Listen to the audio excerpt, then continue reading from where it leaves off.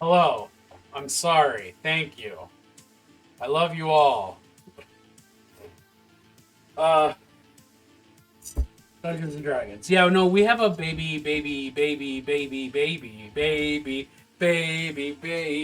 Ooh,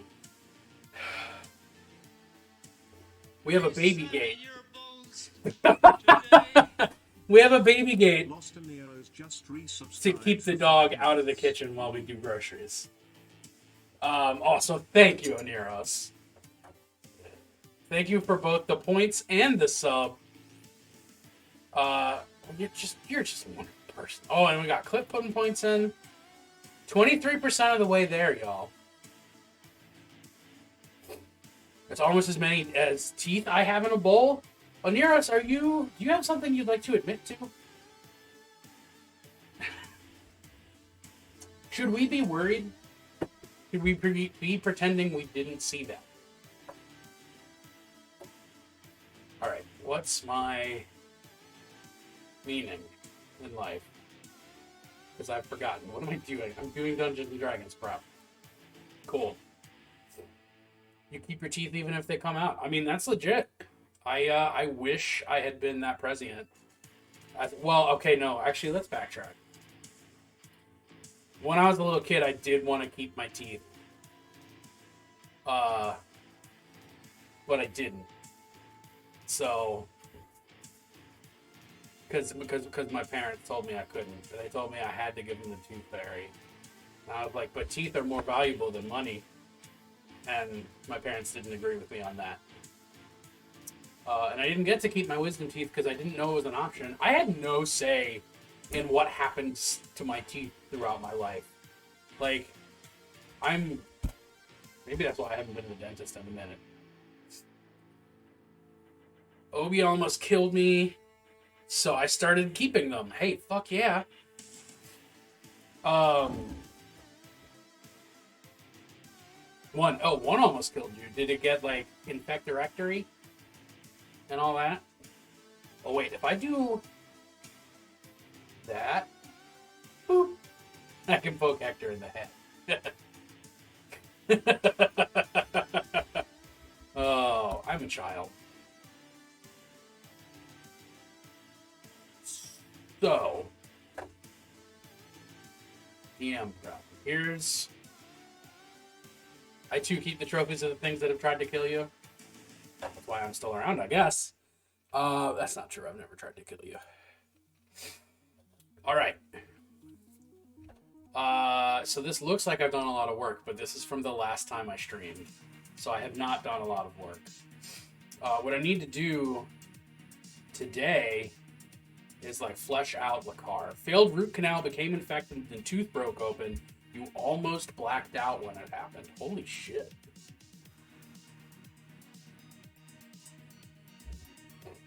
I've had teeth break in my mouth. Stuttering today too. We're just doing a lot of stuttering now.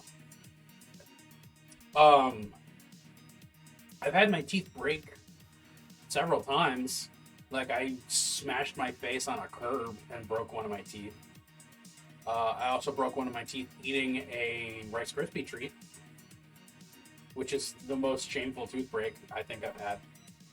You're just straight up throwing Resident Evil birds at them. Yeah. Plagues of Zombie Ravens. Yeah, we got zombie wolves, we got a zombie bear, we got zombie birds. Spent the day vomiting and it leaked pus that you couldn't stop swallowing because it was so far back. Oh god. Oh god. Oh.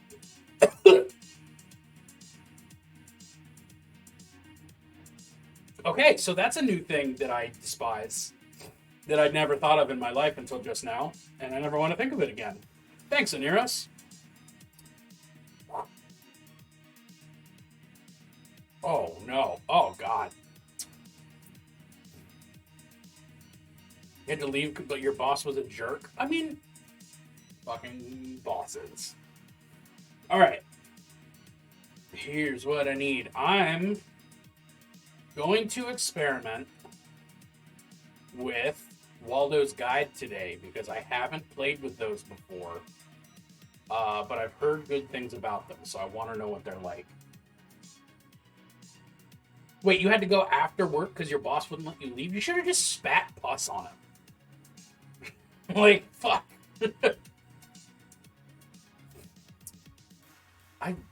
That makes me want to fight children. I don't know why that's the reaction I'm having, but it is. Alright. Playing with Waldo's Guide, because I've never done it before. Doing a quick little link here. And I'll put it in the Discord, why not? Just in case. I don't know how much of this is going to make it into prep unscathed. But we'll find out. The window is too small to properly display the sheet. I think that's fine.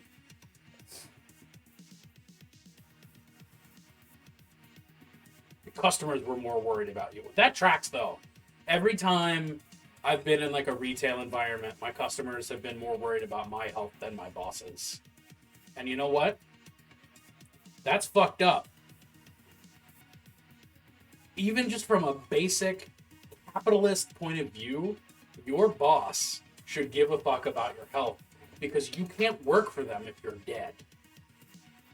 Even just from the most basic selfish capitalistic angle, your bosses should want you to be alive and healthy and functional and happy. Got the tooth as a reminder you need to come first, and if you need to leave, you need to leave. Fuck yes, Oniros. I'm proud of you. What a fucking powerful doctor you are, Oniros.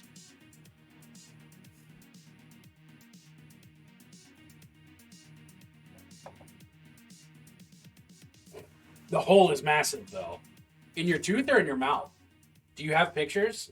Do I want to see pictures? I kind of want to see pictures.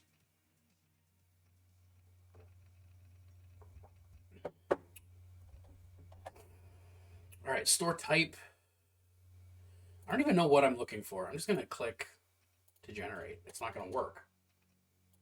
I want to click to generate. Can I just save a copy? Make a copy. In my drive, gaming. RPG, D&D. Let's put it there. Make a copy. I don't know if I have to do this, but it feels like I should, right? Your free-range teeth are in your house and you're out at the moment. Legit. I did not mean to, I don't mean to put you out. I just want to see your teeth. I just want to see your teeth. So if I click that, does it work now? Oh, it does! Alright. I can change the store type. I can change... Okay, I can pick a store type. Magic shop, potion shop, jewelry shop, blacksmith, bookstore, clothing store, pet store. Show me your teeth. Very underrated Gaga song. Is it a Gaga song? Most people are freaked out. Fuck no. Teeth are very cool and very scary. I hope you have them displayed in a case with velvet. Oh, from the Fame Monster up. Gotcha. Okay. All right. So what I do have so far is that I know... Oh, you know what? I should also actually look in the book. OG Gaga fan. Nerd. How do you fucking spell the name of this place? Falkovnia. Alright.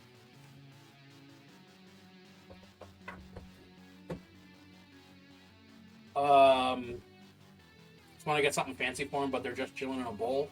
I mean, you could just get a nice bowl.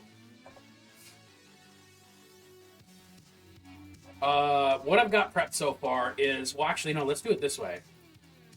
So this is the map of Falkovnia that comes in Van Ricken's Guide to Ravenloft. It's very pretty.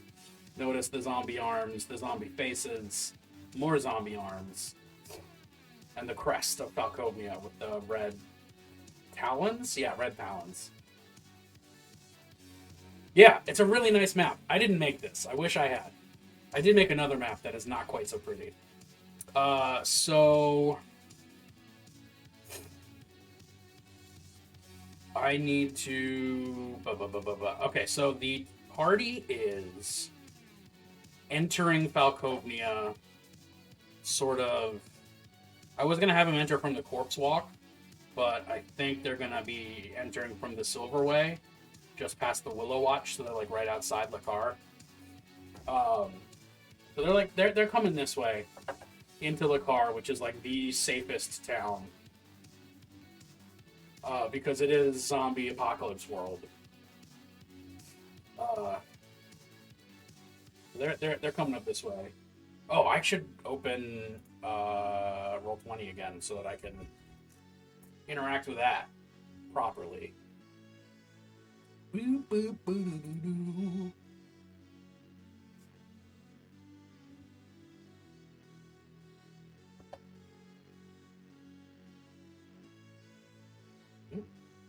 Show me. No, show me. Okay, fine. Let's do this the better way. Party pack comes down here. Love it. Okay. Oh, I forgot I named some of the birds by request. By request only. One of them is John Jr., one of them is Don, one of them is Cornelius. Anyway. Falkovnia. We're good. We're golden. What am I looking for? So, Falkovnia map. They're going up to Lakar, which is like the safest part of the world. Boom! This is my Lakar map that I made. I got louder? I didn't change any settings. Frozen giants, no big deal, not a concern during zombie apocalypse. Yeah, no, not an issue. Don't worry about it. You're on your work computer, who knows? Or no, I don't know. Oh, speaking of frozen giants. Okay, I gotta be ADHD about this. I picked up this Frost Giant Mini yesterday because it was on clearance for $3. So I have a Frost Giant Princess that's gonna just like wreck. I'm definitely doing it for my Paint a Big Bad Evil Guy challenge, but I'm really excited. Also, she's thick as hell. Never painted a giant before, so it'll be fun. Anyway, back to focusing. So, this map of Lakar I done made. Using Dungeon Draft, which, fantastic program, can't suggest it enough. So they're coming up from the south. Did I put north, south, east, west? I didn't, because I'm smart like that. You better have great cleavage when you're done. I'll show you a picture of her. She, like, even pre-paint, she has very impressive cleavage. Nope, I got thinking about cleavage and I don't know what I'm doing. Right, so they're coming up from the south. This is the big main gate. This is like a sawmill that I want them to deal with.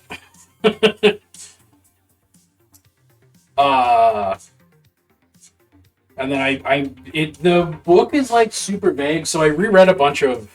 I'm really stream of consciousness right now, so just roll with it, y'all. I love you. I reread like the idea that the loot skull is just licking the screen. Well, somebody's got to clean that bloodstain off the map, you know.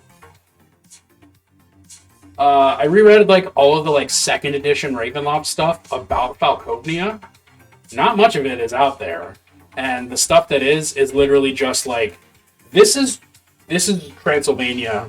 This is Romania under Vlad. That's it. That's the whole story. You don't need to know anything else. So I'm actually very impressed by the amount of cool stuff they did with it in Van Richten's guide. But like, the book is super general. It's basically just like, here's one paragraph about the city. The city that you're probably going to spend most of your time being safe in. And that's it. So, I'm going to make up the information about the city. The only thing it really is particular about is that the Bastion Ward is like, so like the whole city is under martial law. The whole domain is under martial law. But specifically the Bastion Ward is like military only. That's where the city hall is. That's where the Dark Lord Ledethka Drakov is. And the River Ward that's up here apparently got sacrificed to the zombies. Like this bridge got like flaminated. Like they just burnt everything on that bridge and just have sealed it off since. And now the River Ward is just like totally ruined, full of zombies, which I'm absolutely going to make my players go through because why wouldn't I? So, I'm not worrying about the River Ward right now. Right now, I'm worried about the still functional part of the city. And basically, I'm just going to generate some stuff. Zombie sewers. Okay, I got to write that down. That's a good idea. River Ward. Zombie sewers. Oh, no, wait. I need to make that. Zombie sewers. We love that for us. Zombie sewers, zombie croc. See, this is crowdsourcing ideas. I love it. So I know the City Hall is in the Bastion Ward that's military only. I know I'm going to introduce a shady magic items dealer who's definitely not a hag that's going to be in every single dark domain that they enter. Because I love characters like that. And I decided that the super overbooked tavern that they have to deal with is called the Deserter's Post. Unless that was already in the book and I'm just not as original as I thought I was. But yeah, I mean, basically, she can have a small, troublesome daughter named Eliana? Of course she can.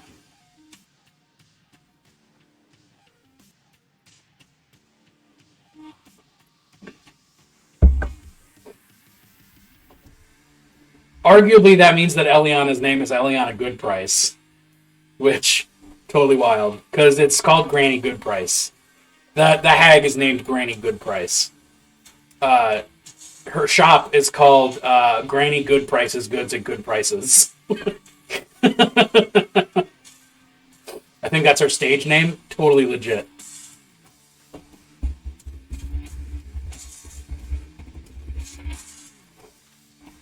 All right.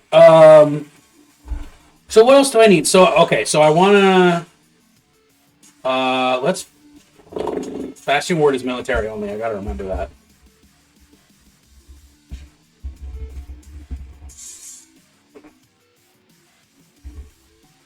The government in this town is a like martial law military dictatorship. The general, the once invading general who overtook this city, is now holding it at all costs against endless hordes of zombies that appear every full moon. Actually, coming along the corpse walk. They just walk out of the mists and up to Lakar. Are they hot? The zombies? Some of them probably. But do you mean the military lady? The military boss? The general? The picture of her from the book isn't, but like, of course she is. She's a Damimami military general. That doesn't even need to be said.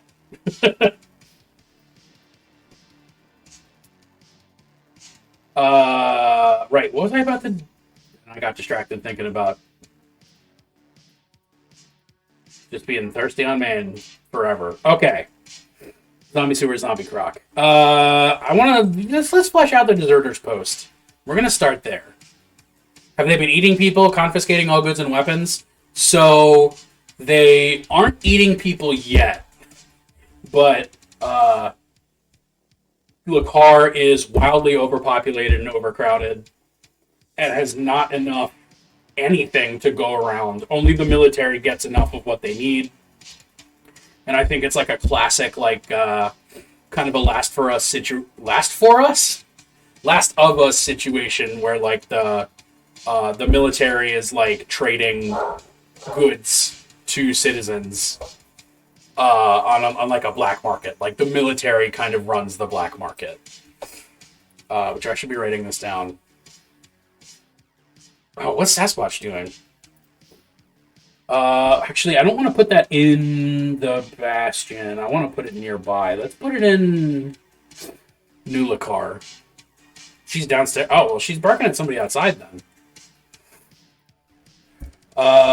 It needs a name,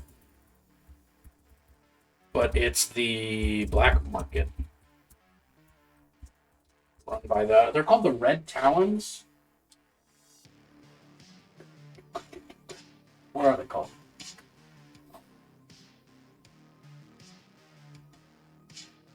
The Falcon's Talons. There you go.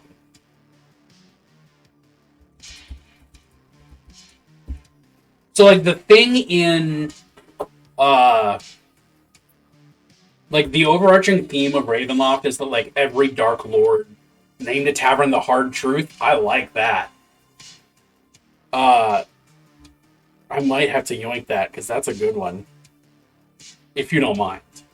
The thing about Ravenloft is that all the Dark Lords are in their respective domains, like, as punishment to, like, as, like, eternal, like, super hell. I said it so you could. Mwah! Oneros, you're a champion. It does make sense here. So Vladeska Drakov, who's the general occupying the city, is being eternally tortured because she's slaughtered so many innocent civilians during her time as a mercenary general that now she has to do it just to survive and is realizing that she regrets doing it. And there's a little bit of fluff in the book that's like Vladeska, the general, recognizes the face of every single zombie, and it's someone she's either killed or had killed. And like, oh, that's delicious. I don't know how you get that information to your players, but it's so fucking good.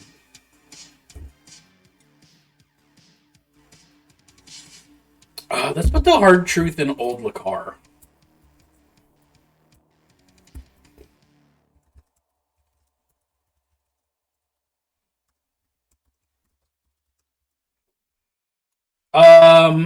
Right. So, just hopping around, not knowing what I'm talking about. I want to work on the Deserter's Post. So that's a tavern, which means he's got a tavern generator, right? Taverns. Love it. I'm just gonna yoink this tavern.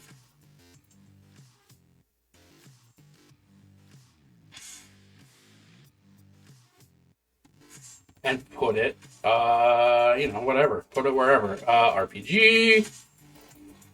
Where is it? There. Select. Make copy. Ooh.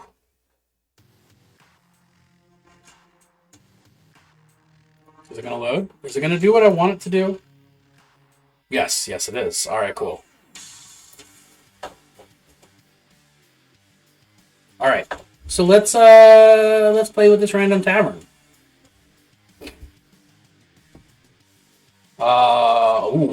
Okay. Extremely cheap. Foot traffic. Very busy. Clicking to generate. Vondel's Shack. I mean, we don't need the name, but I like having that. Oh wow, it generates a whole ass menu.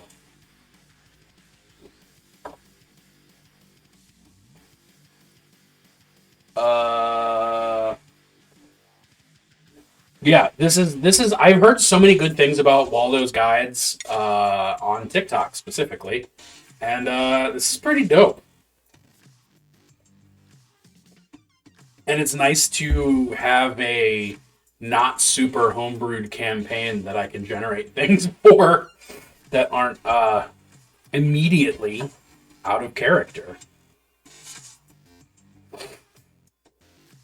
Let's generate another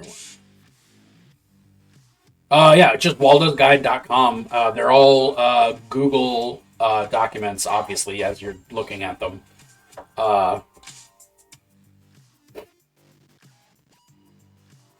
Scent of apples fills the air with a second story built for dancing and a stage with a sign that reads open. Mike night? Oh, God.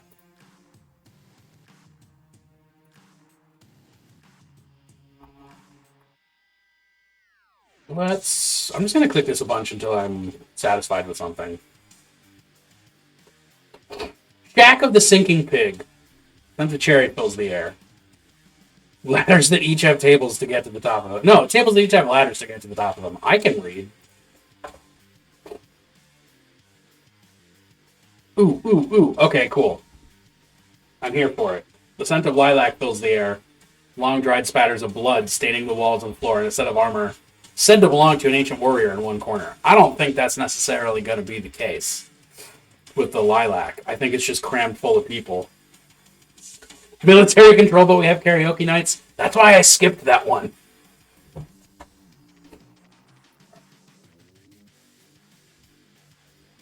Deserter's Post. Let's do a quick old... Can I copy paste?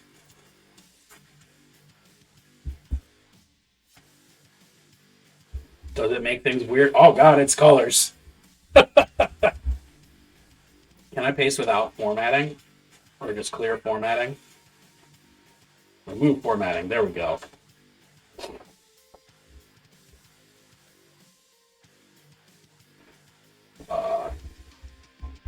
I've got stale ale and body odor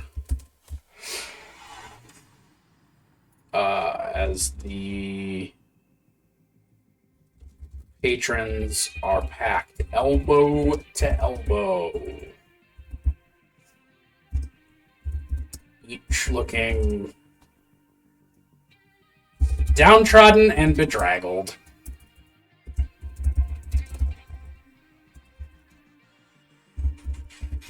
Musty. Ooh, musty's a good word. I'm just gonna add the musty scent of stale ale.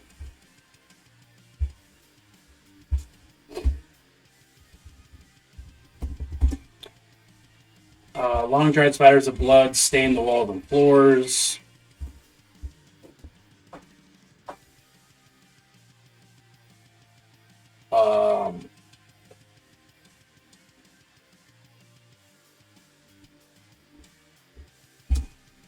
Barely visible in one corner. Wow, I can't spell visible. That's exciting. Of course the ale is watered down. It's mostly water. Amongst the crowd in one corner is a rusty set of armor said to belong to an ancient warrior.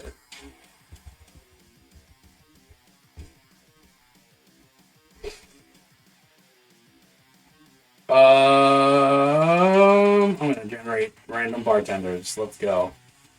Let's just kick it a bunch. Eh?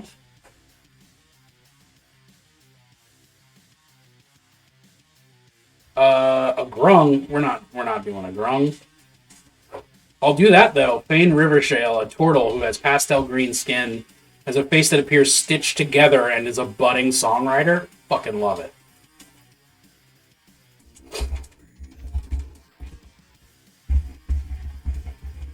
There's a massive pale green turtle.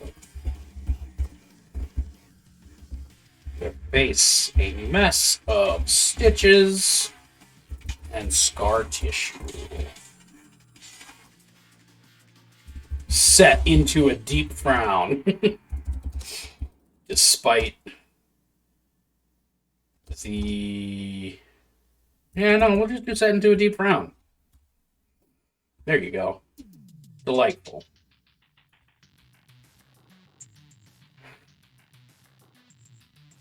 Fane Rivershale is the name of that portal.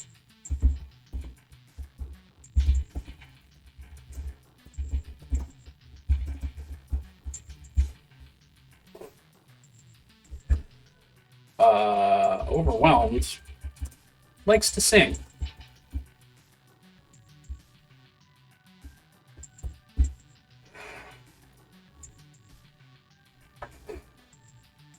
I don't think this particular party actually cares about the names of food or drink. So I'm just going to skip over that.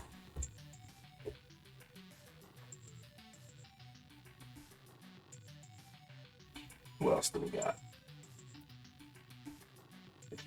Still looking for that big break. I mean, you're in the zombie apocalypse. You're looking for anything. Let's Oh, you know what I can do? I can do bullet points. I keep forgetting I can do bullet points in Evernote. There you go.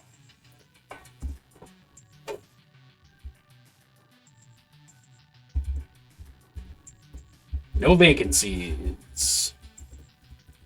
Food and drink. So what's the tension level? Oh, it's high. It's high. Ain't nobody having a good time.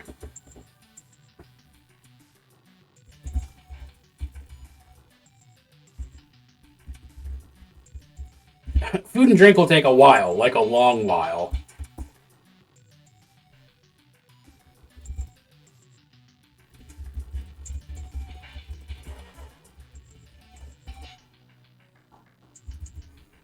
The food is stale and in tiny portions.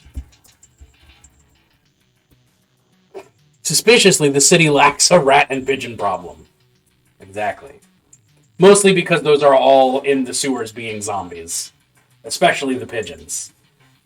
Sewer pigeons, you gotta worry about those. If you haven't been worried about sewer pigeons yet, you should start worrying. Because they're an issue.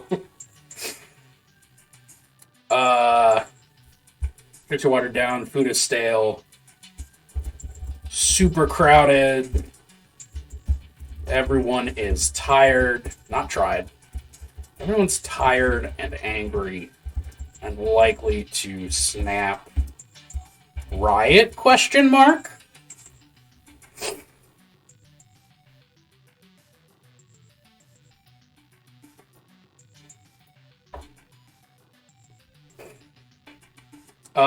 I have a feeling that the group's Minotaur is gonna start a fight in that bar.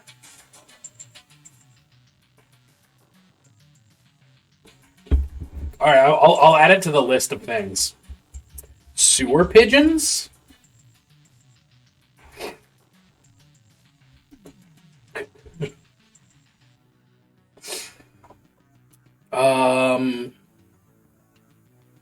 Do I want to do a tavern in like every portion of the city? I feel like I should. Yeah, let's go. Let's do the hard truth. What else? Actually, no. What else? What's one other interesting thing about this place? What do we got over here? We got quests. We got food menus.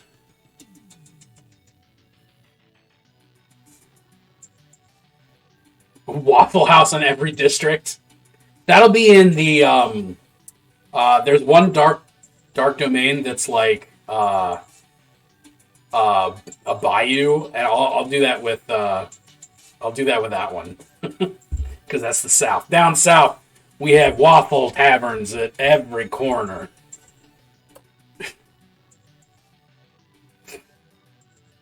Sparkling water? How do you sparkle wizards? I don't have to even question that.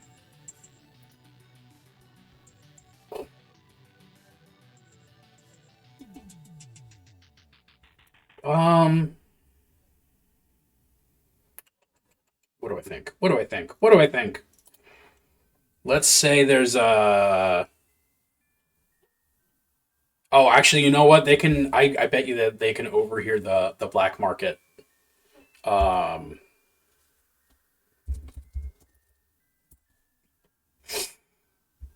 Potions having carbonation is the new black.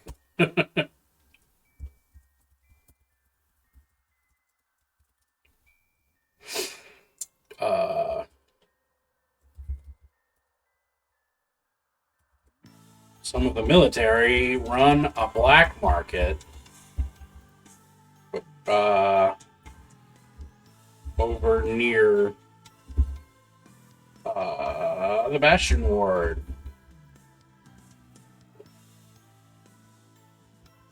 You can get Any luxury if you pay enough. No, you know what? Let's not even say that.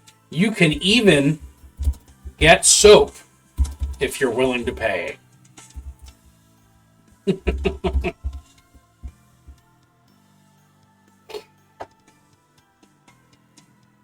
Because this is the rundown apocalypse. So there you go.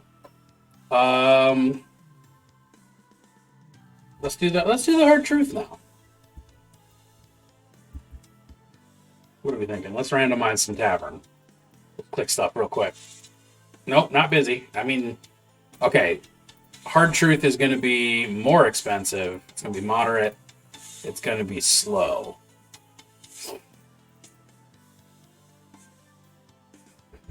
The rotten eggs fills the air with half the tavern doubling as a dojo for monks to train and broken walls revealing brick underneath. That feels out of character. Regal rugs and drapes covering the interior and wall-to-wall carpet. Fucking gag me. Javelins, darts, and arrows lodged in targets all over the interior and a large jade statue of an elephant. That's kind of weird. The scent of ale fills the air with everything covered in a light layer of dust and a room in the back filled with caged animals. Undead skeletons serving the patrons. That's not going to happen. Card tables and chairs covering the interior. A large window allowing people to see inside. I'm kind of into that charred tables and chairs. Like this tavern just burnt down and they're just still serving out of it.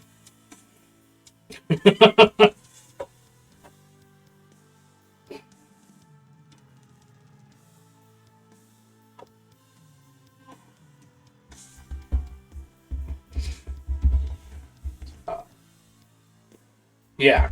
The scent of wood smoke fills the air. The rest hasn't been quite right. Yeah. Well, we got the charred tables. I'm working it from there. It's inspiration. We're brainstorming. There's no bad ideas, only bad people. Yep, that's how that saying goes.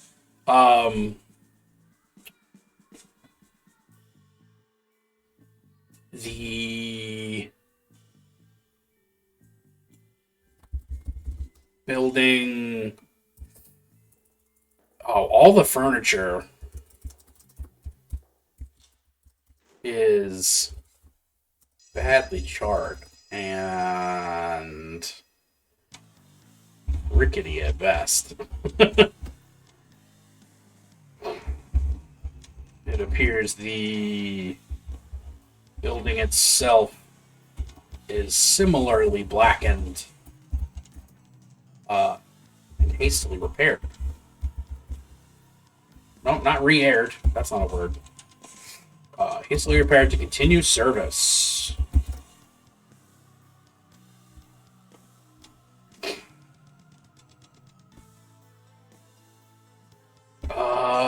Every time a PC sits down, one of them needs to roll to see if a chair breaks. Sold.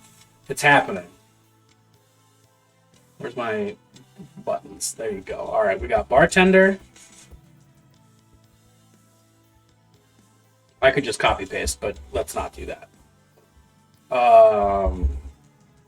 Every time a PC sits, check for broken chair.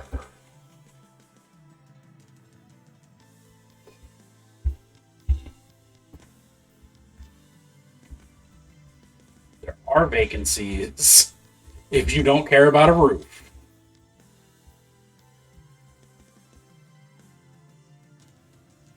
There is no food.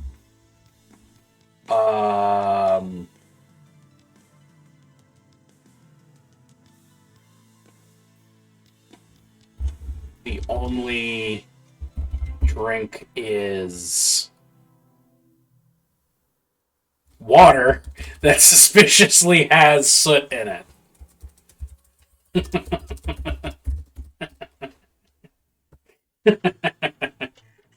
Oh.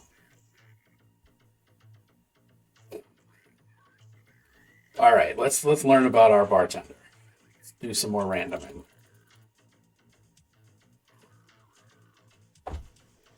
Well, I can't do River Shale as a last name. A Goliath who's bald looks like they're about to vomit and is possessed by the spirit of a god. This is a fucking player character. That's not an NPC. That's a PC.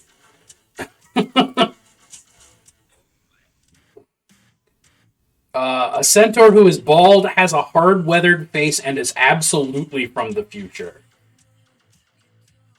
Okay, this chart's wild. Ares Thamior, a UNT who is bald, is in black leather, and a pair of sharp-heeled boots, and is also a lycanthrope. A UNT that's also a lycanthrope seems like too many adjectives on a character. But I do like the idea that they're just a dom for some reason. To make them a human and a werewolf. Oh, touche, touche. Yeah. A bald, severe. Wait, can we talk about that drink? Hold on. Let me realize that I need to give a gender to Barkeep's parrot. All right. Parody, parody, parody, parrot. 3 gold pieces. A pint of a clear liquid crossed with red, green, and yellow stripes. Make an intelligence saving throw. On a success, nothing happens. On a failure, you believe you've been turned into a parrot. You act and speak like a parrot for the next 5 minutes. That's a hell of a specialty drink. Oh? Eris Thamior. We'll go she, they. She feels like a she, they.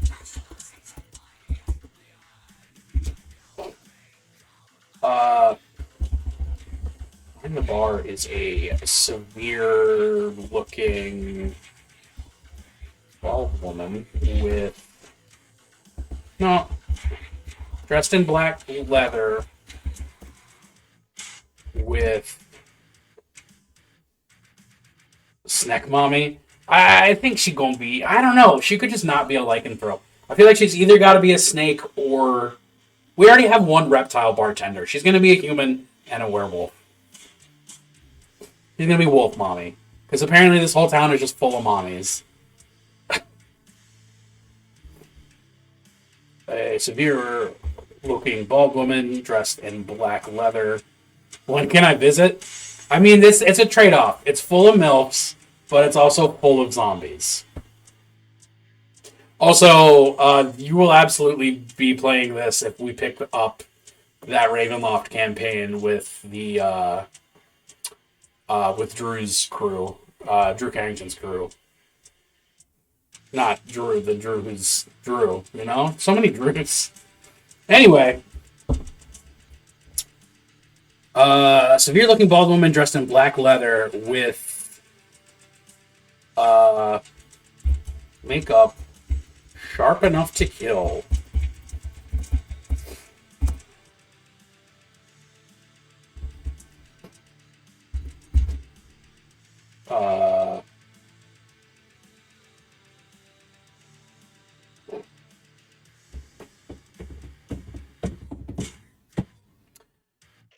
Save your dance card for this town? Yes.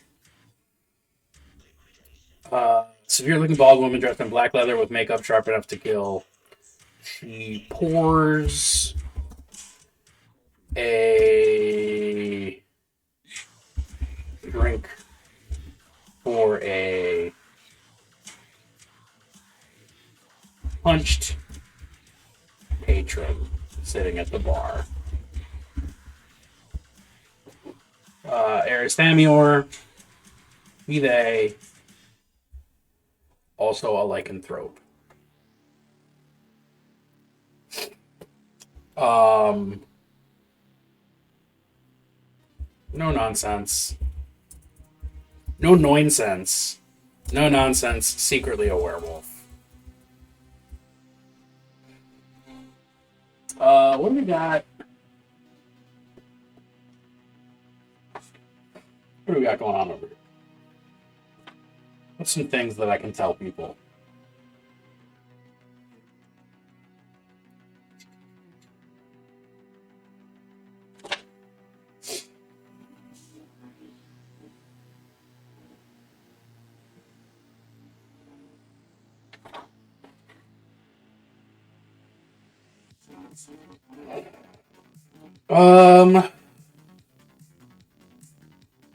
City survivors face harsh conditions. The soldiers patrol the walls and the streets, keeping peace in the cramped slums that now fill the city. Troops lead civilians outside the walls to scavenge from ruined settlements and work the fields of abandoned farms, but their harvests are never quite enough. Though bitter and desperate, soldiers live marginally better than civilians, being assured of daily rations and housing in the Bastion Ward, the town's only district around the city hall. Yeah, okay. What about Celebes?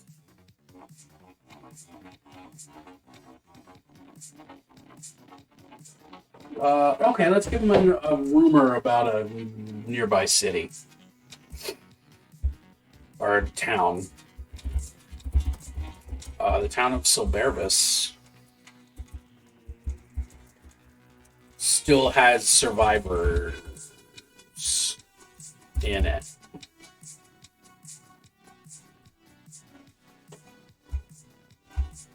Survivors living in it. Maybe the hard truth burned down for some reason. I feel like it definitely did. Oh, you know what? Okay, here's our rumor. Or no, here's just a piece of info that I'll throw in there. The hard truth got burnt down because there was a zombie discovered in it. So they fucking burnt it down as a quarantine measure. And then just kept serving afterwards because there's only like 4 inns in town and there's way too many people.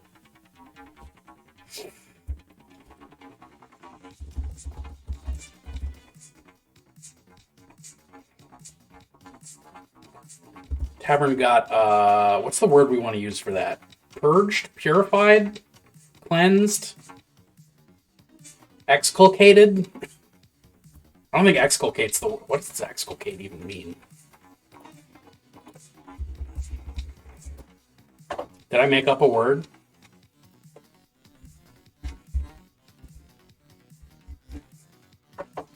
No, it's a word. No, it's only a word in Latin.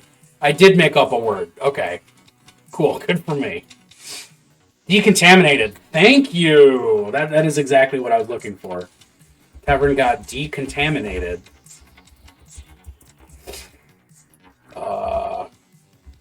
When a zombie was discovered.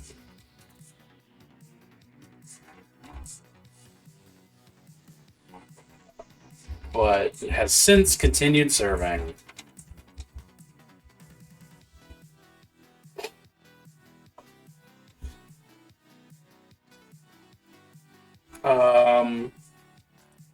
What's our rumor about Celebes? It still has survivors living in it. But none of them can talk.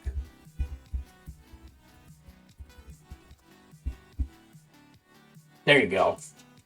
I don't know why that works, but it works, baby. I mean, that's the thing that they mention in the book, but you twist the truth a little bit. It's all great. All right. Let's do a non-binary werewolf bartender. I am shocked. I say shocked. As if on cue, Clip tunes in to see my shame. Not my shame, my pride. Damn it. Okay, meeting time. Goodbye, June. Thanks for the work, clerk. Let's do the... I don't know anything about the Breath Ward. I just named it the Breath Ward. Why would it be called the Breath Ward? Is it because it's the safe part of town? Is it the nice part of town that's like least crowded? Because like... Oh, and I guess Oldakar doesn't... Did I already... Is Oldakar got the hard truth? Yes. New Lakar's got the Deserter's Post.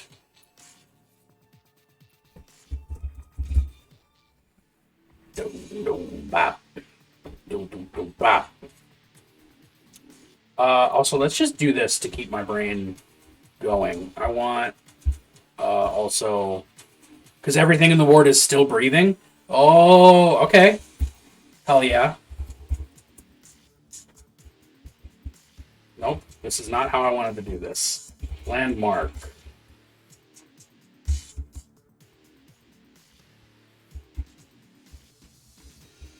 Tavern.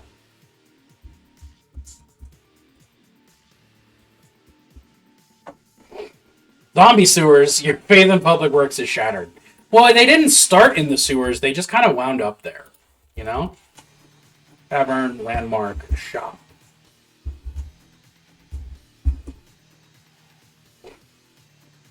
And then just do a random point of interest. Maybe I don't have to do all of those for all of them, but...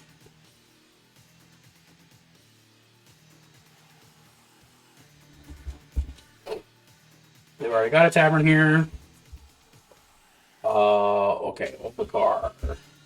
We've already got a tavern here. Muckton. Right? Breath Ward. Yep, okay, cool. Oh. Boop. Tavern, landmark. Shop. Point of interest. Okay. We'll fool around with those, but I feel like every, like, neighborhood needs to have some flavor to it, you know? Just imagine the town meetings, a chalkboard with just zombie sewers? Yeah, it's like the chalkboard from, the Cabin in the Woods. Alright. Let's do all the taverns while I'm just on that thought. So the Tavern in the Breath Ward's going to be the nicest tavern. Oh, I guess the Bastion Ward will have stuff too? Stop flushing zombies.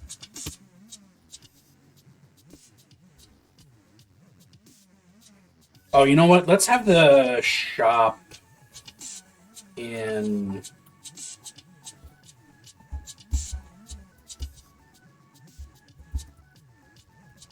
The black market shop will be in the Bastion Ward.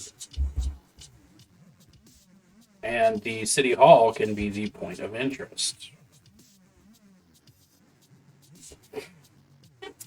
Something about the idea of flushing zombies just got me to the idea of a fatberg, but it's a fatberg made of zombies. Just like a bunch of zombies all clotted together, stuck in the sewers. Sewer zombies, zombie croc, fatberg of zombies in sewers. Yeah, that's awful, but I love it. Just make my players fight a literal wall of zombies. That would be dope.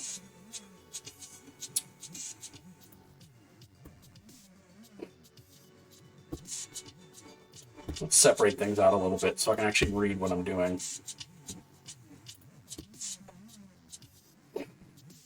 Okay, so the tavern in the Bastion Ward. Oh, actually, you know what? I hate to do this to y'all. I gotta do a real quick bathroom break. So, hold on, and then we'll talk about more taverns and more places, you know? I'll be right back. I apologize.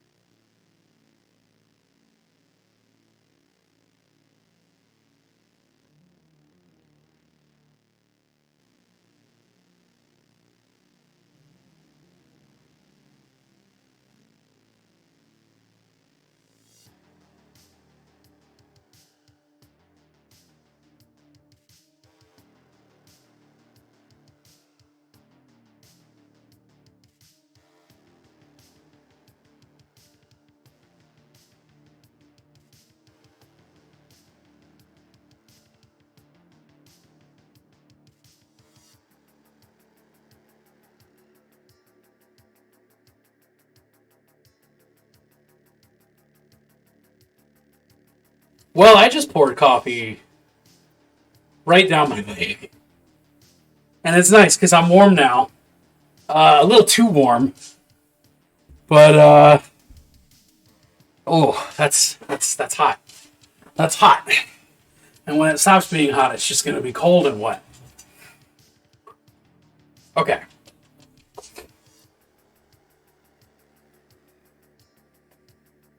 Yeah, I mean, it hurt a little bit. It hurt a little bit. Scotty Rudden! Oh, my word. Claire also is here. How's everybody doing? The Tarrasque appears, roll initiative. I don't have a fucking dice roller on my computer. Oh, wait, I have Roll20 open. Hold on.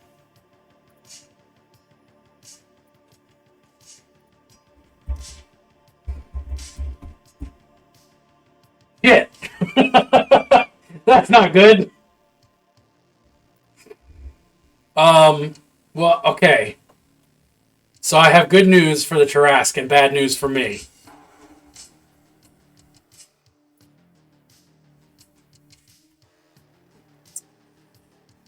Ooh, okay.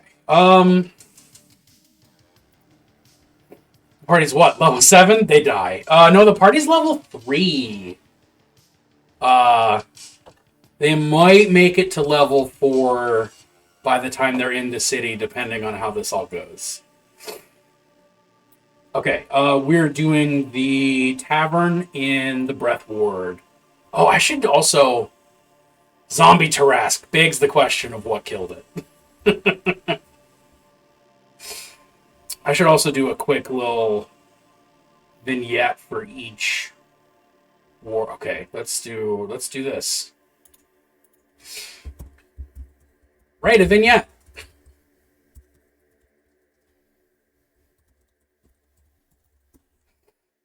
And we can make that underlined, and we can copy that. Just do all those things. Put it in all those places.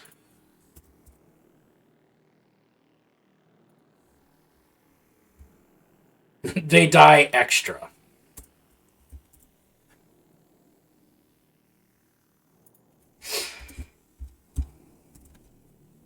Spiked carapaces are traits in prey, not predators. That's always been one of my favorite things about the people talking about demons, is that like all the traits of demons are that they're like the goat eyes, the hooves, the horns, the spikes. Those are all prey characteristics, which means there's something much worse than demons in hell. I'm a big fan of that. A bigger Tarrasque. It's Tarrasques all the way down. Alright. Breath Ward. The Tavern in the Breath Ward. Let's randomize, baby. This is expensive and empty. Oh. Like Humboldt squids? Oh. No, that's bad. Humboldt squids are scary.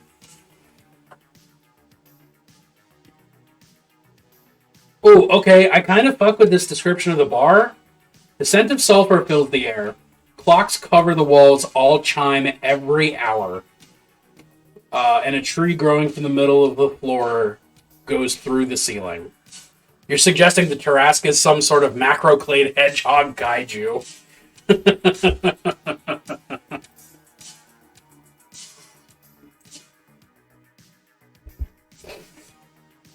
I do like the idea of the tree growing through the floor. I don't know if it feels appropriate for a super cosmopolitan city, but it is the Breath Ward. It's the nicest part of town that's least military and murdered and stuff. The Solarasque. Predator of the Tarrasque. This is the part where I have to argue the Tarrasque is a Sonic fandom character. It's the part where I have to say that actually Tarrasque comes from a French word that has nothing to do with terra, as in earth. and everything to do with, I think, the town that it theoretically raised. But that's just dragon nerdery. Dungeons and Dragons and Knuckles, starring Dante from Devil May Cry, with nuts. I like the clocks on the wall at every hour. I think that's a thing I want to keep. You're defending the French. Shut the fuck up. God damn it, Claire. You're right. I can't believe I let my life go this direction.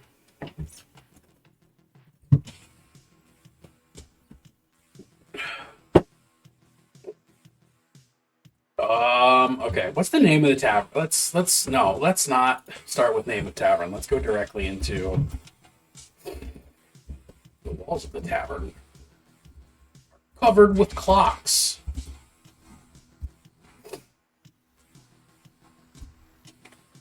Each different style and age. All tick and talk in unison. Crossing the streams a little bit with some themes from my other campaign, but that's okay. The tavern is well kept. The tavern is empty, save for the bartender, a thin blanket of dust.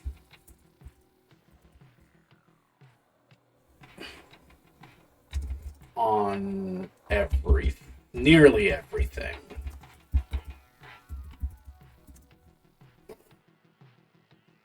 Let's randomize a bartender.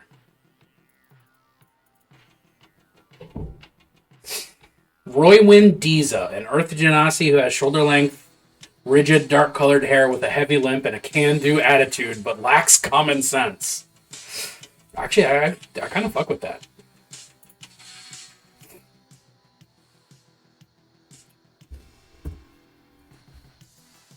Let's just actually copy these instead of typing them out for the 7th time.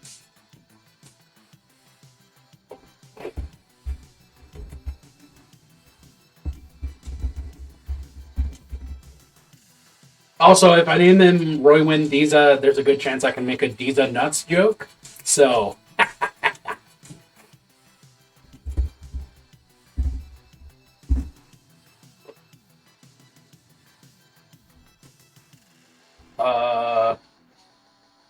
What was it? A heavy limp and a can-do attitude, but no common sense.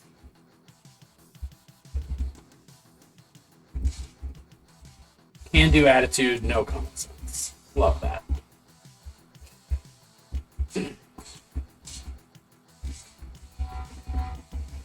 moment the bartenders. Doop-a-doop-a-doop-a-doop-a-doop-a-doop.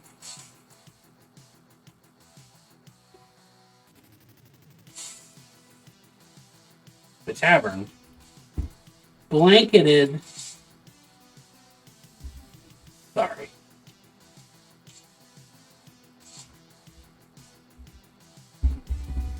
Blanketed with a thin layer of dust.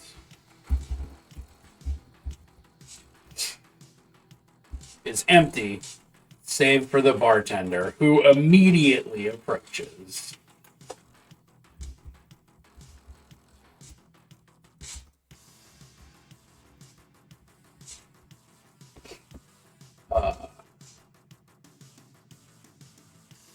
Going from tavern to tavern where each bartender is hotter than the last. I mean, that's what going to bars is like if you drink enough.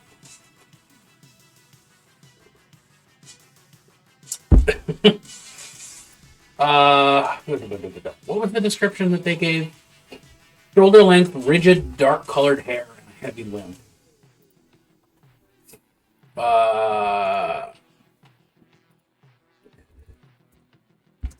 They move with a limp.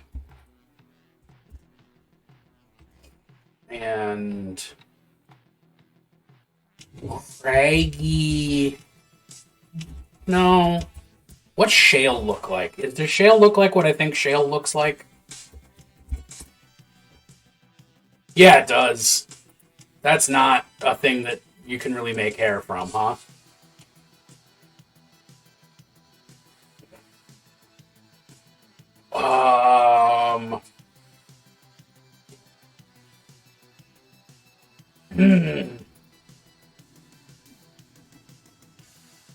I mean, Earth Genocide. I mean, anime hair is pretty fair.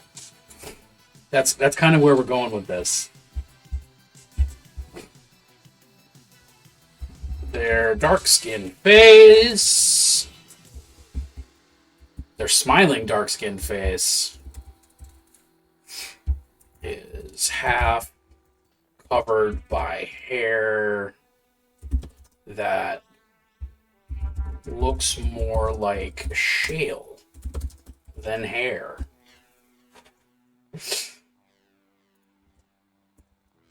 Earth Genasi. Can-do attitude, no common sense. By spiky hair.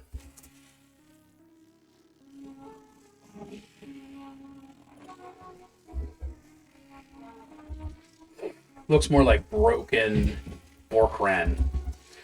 Broken slabs of shale than hair. There you go. Roy Windiza. Anime boy.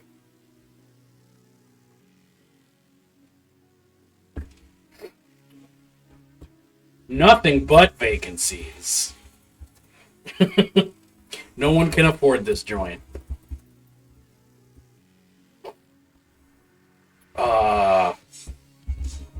Not even the former nobles of Falkovnia can afford this joint.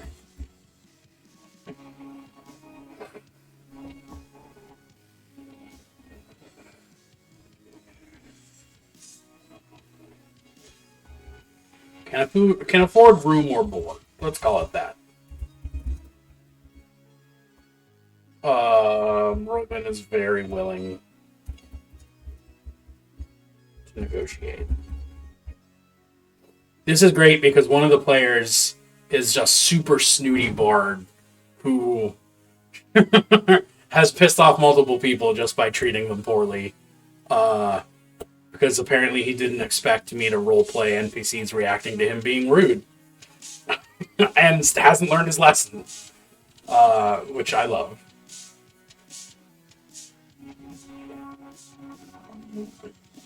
Every time I ask, do you say that out loud in character? He's like, oh yeah, sure. And then it's shocked. Fucking Pikachu face. Every time an NPC is like, hey bud, fuck off.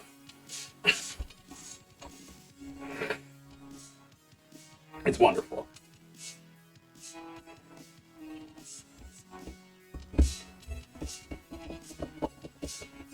Maybe... Nah, I'm going to say they're not willing to negotiate. Fuck that. What's a rumor? What do we got as a rumor? What's in the Vigala Forest?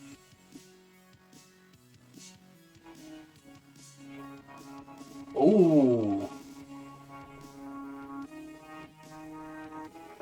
Okay. There wouldn't be a rumor, I guess. There's no patrons. It's just the bartender.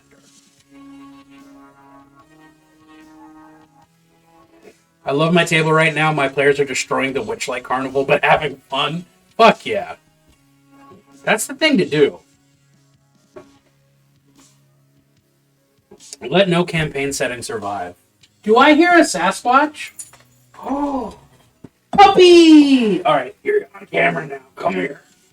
Oh, it's the sass. Wait, let me get the big screen. Let me get the big screen. We got the sass. My little pup. In her cute little sweater. Oh, yeah, you're helpless. Your foot's up on the table. Mwah. Are you having fun? Do you want to get down? No. No, you can't. Because I love you. Okay, no, you can get down. Because I love you. Yeah. A Squatch sighting today. How exciting. How exciting we had a sighting of the Squatch. Yeah. Are you just going to sit there now? Until you get bored, probably? All right. There's a bed right there. Like, it's right there. I can even... There's a bed right here. Nope, it's not a toy. She do be the cutest. Oh, she did just fart, though. That reduces the cuteness. Okay, if you want to fuck up your bed, that's fine. I'm going to get back to doing this. But you're cute, and I love you. What am I doing? Yeah. Oh, I'm trying to figure out rumors for this place. Yeah. Rumor. Just pulling it straight out of the book.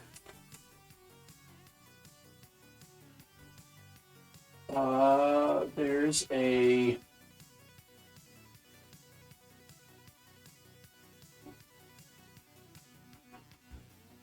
Ooh, okay. One of the players said they were happy to have me as a DM, which is medicine for the DM blues you had from a bad table. Ugh. I'm very lucky with the groups that I've played with that, like, I've enjoyed myself, they've enjoyed themselves, we've all had fun. But I have DM'd for bad tables before. Fuck no. Bad time.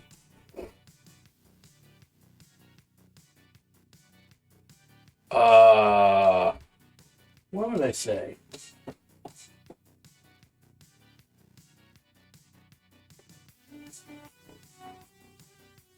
We'll just say that the Vigila Forest is haunted by something even worse than zombies.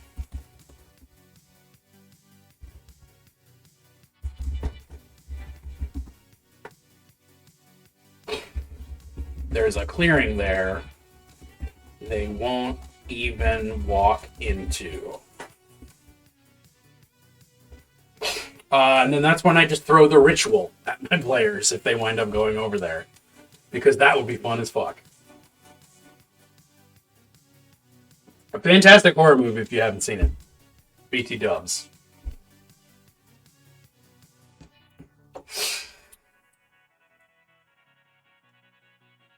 Are you good over there? Are you making them troubles? You're just out of line of sight. I can't tell. All right. I hear you. What are you doing? What are you doing? Are you being good? Okay.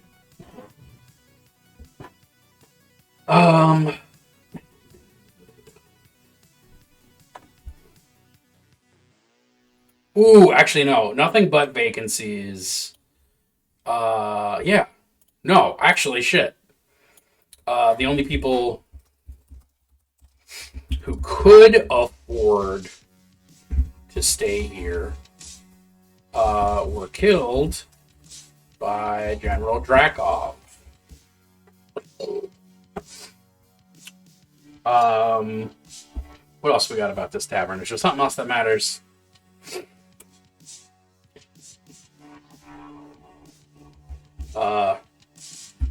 Food is only so-so.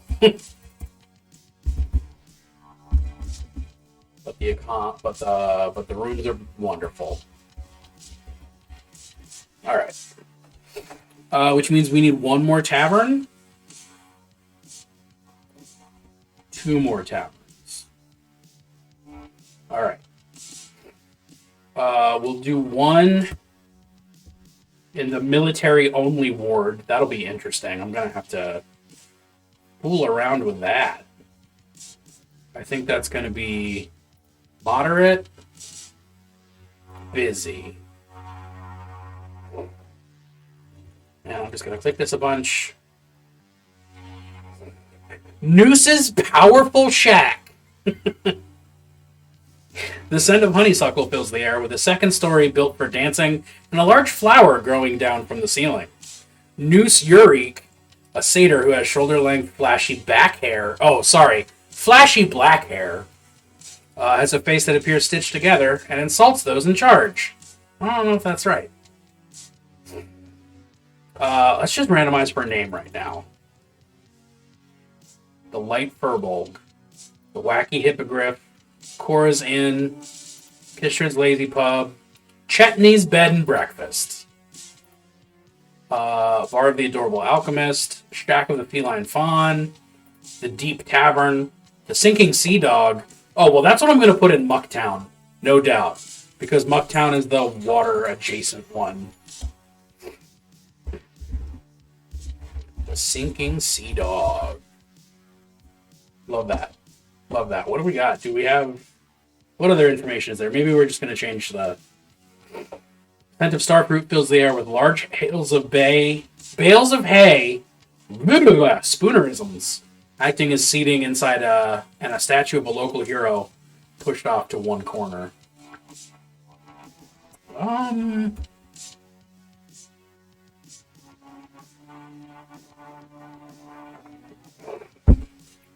Bales of hay wouldn't be in a seaside tavern because they'd get moldy and disgusting. Architecture that indicates the building was once a church and creaky wooden floors. Ooh, okay. Sold. Boom, we got there. Maybe there's a horrible Innsmouth cult in the basement of this tavern. I'm here for it.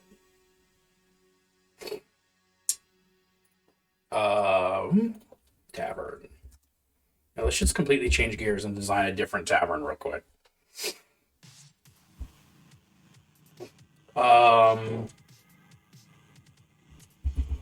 Mildew and stagnant water.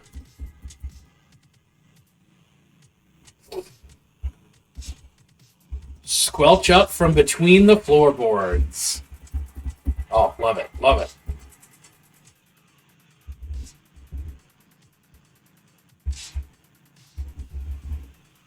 The creaking floorboards. The creaking floorboards as you enter.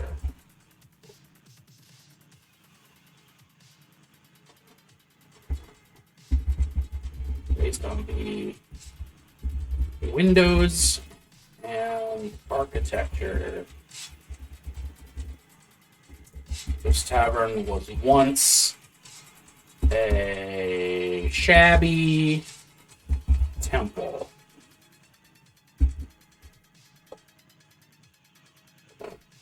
Was once a temple. This shabby tavern was once a temple.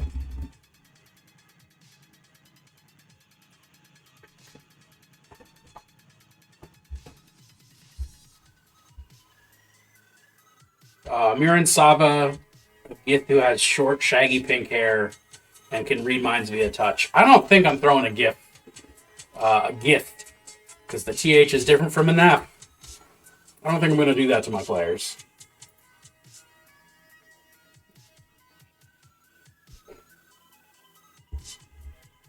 Briar Lale.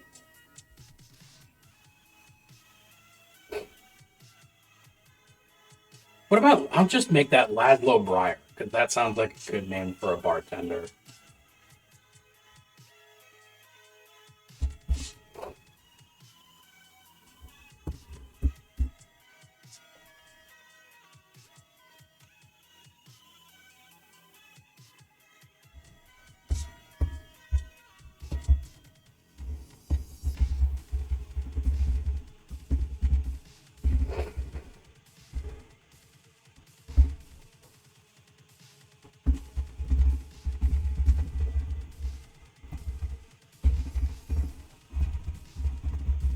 The current patrons pay no mind to the sodden,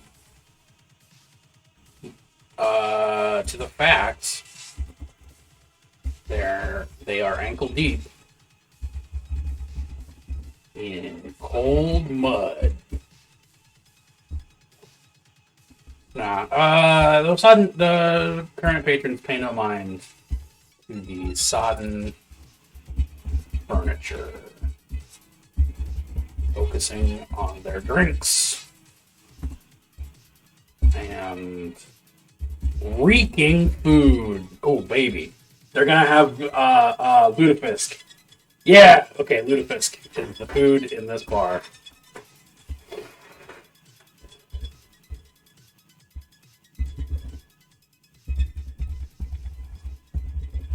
Grant a couple vacancies. specialized food. We're not calling it lutefisk though. It's going to be called the Mucktown Medley. The Mucktown Melange. Ooh, actually, the Mucktown Melange has a flavor to it. I dig that. Let me just double check that I'm using the word melange correctly. A mixture, a medley. There you go. Tight. Specialized food. Specialized meal. The Mucktown Melange. Fermented fish, crab, and snail. Seasoned with lye and because that's what lutefisk is basically fermented fish with lye and paprika. There you go. With lye. Oh, no. Let's do pickled red onions and paprika. Stinkiest food out there. Love it.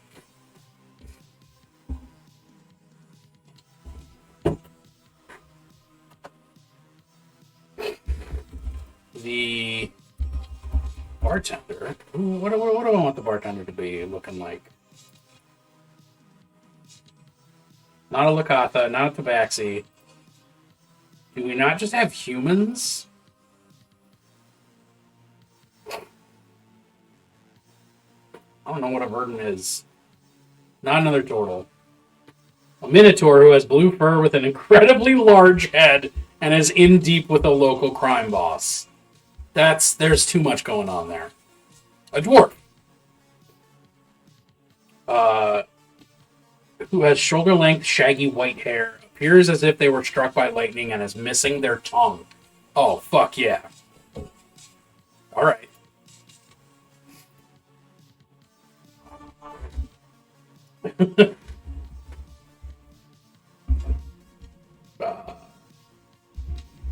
Older dwarf with a shock of unkempt white hair and equally chaotic beard. Shovels food into their mouth with impressive speed.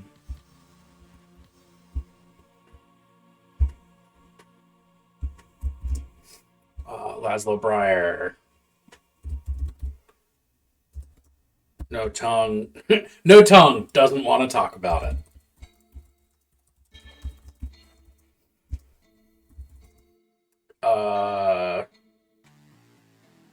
Uses sign language. Placards. Speak to patrons. At least one regular.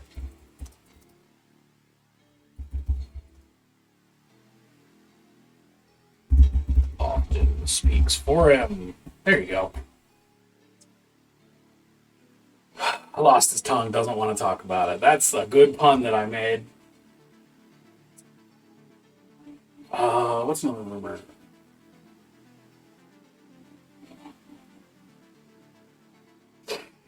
Oh, you know what? Let's do the burning down of the hard truth. Can be a rumor in the Sinking Sea Dog.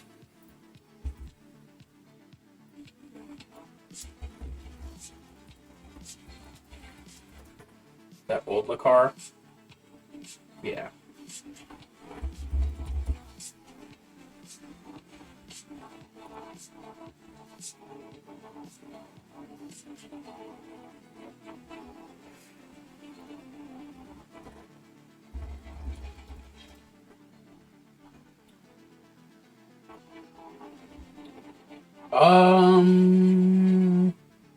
Fuck yeah.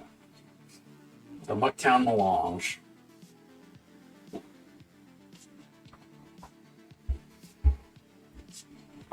Will exchange a room for fish. We'll exchange a room for ingredients used for Mucktown Melange. Gross. Okay, one more. One more. I think that's cold. Do I mess them still? Yes, they're just kick them away from me. They are rude to me. All right. What do I think about a name? What do I think about a name?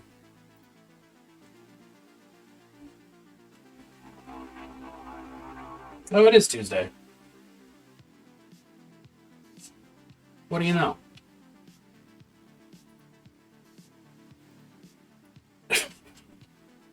Why is that what my brain does?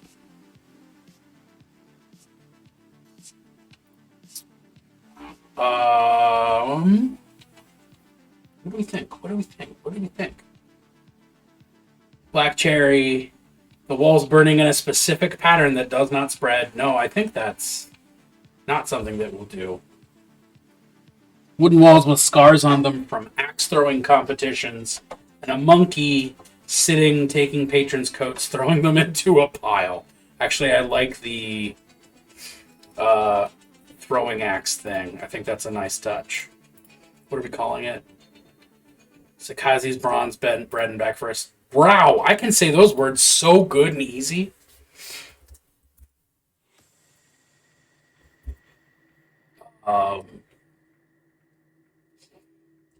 The support beams are pockmarked with wounds? That's not quite the term. Holes from thrown weaponry. Apparently, favored activity here. All of the patrons are red-coated talons.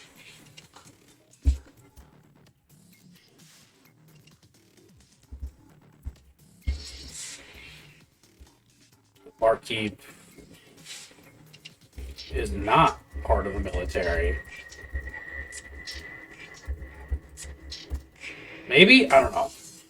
We'll just write the barkeep. Okay, what's the name of this place? Pub of the Hidden Azamar? No. Silver Tome? Maybe. The Roban Hag? The Abandoned Bread and Breakfast? Wow! I can't say bed and breakfast. Bed and breakfast. Bed and breakfast. Bed and breakfast. I'm never calling anything a bed and breakfast ever again. Pub of the Peaceful Furbolg. Pub of the Earth Goliath. It's Tiefling?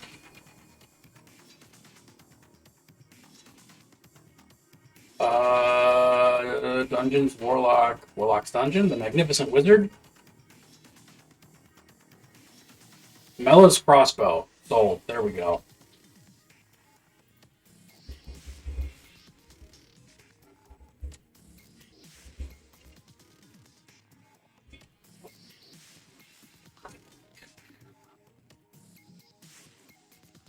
What do we think? Mela, a fairy who is bald with an incredibly large head. Let's not do that. Mela Carlin. Long, shaggy black hair with buns of steel and armor to match, who has lost the will to live. Sold.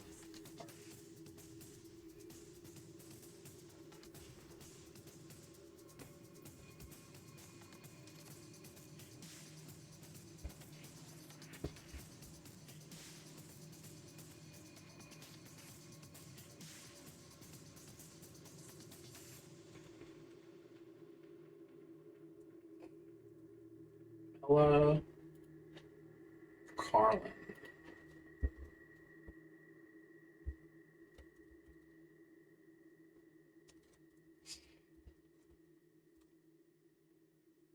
Uh, lost the will to live.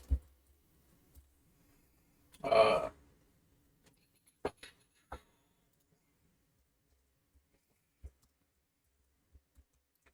say crossbow hangs over the bar, and the attending barkeep who has stringy black hair,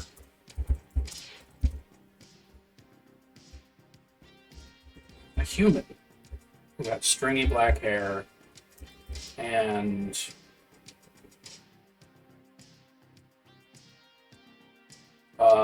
look of utter despair.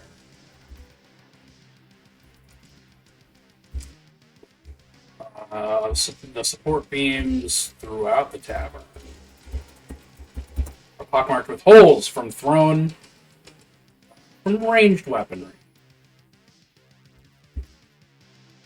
Apparently, the favorite activity here is target practice. All of the patrons are red-coated talons.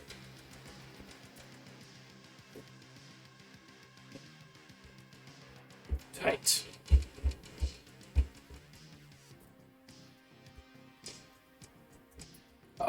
Melicarlin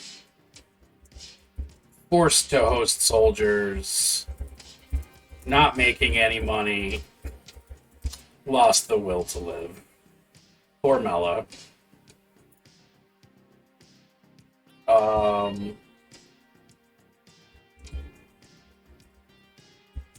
Vacancies are granted as rewards to talons that Drakov lights. Not Darkov.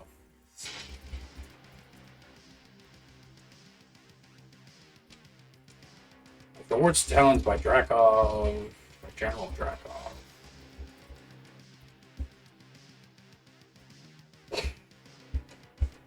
It's bland. But ale is strong.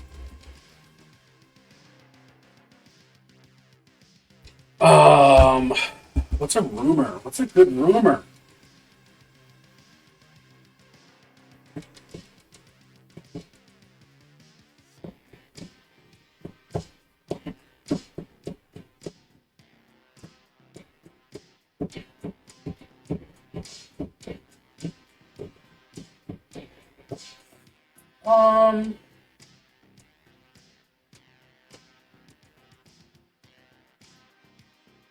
What do you think? What do we think the rumor is?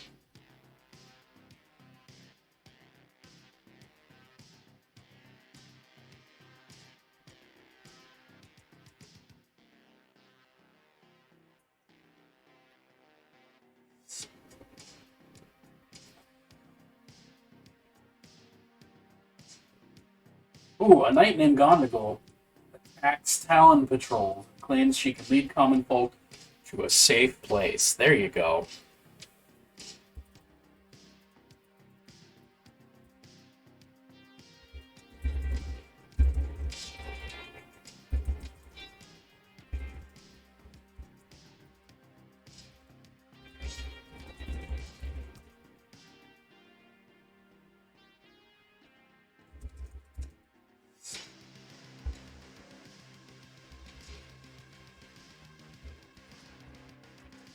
None who go with her are ever seen again.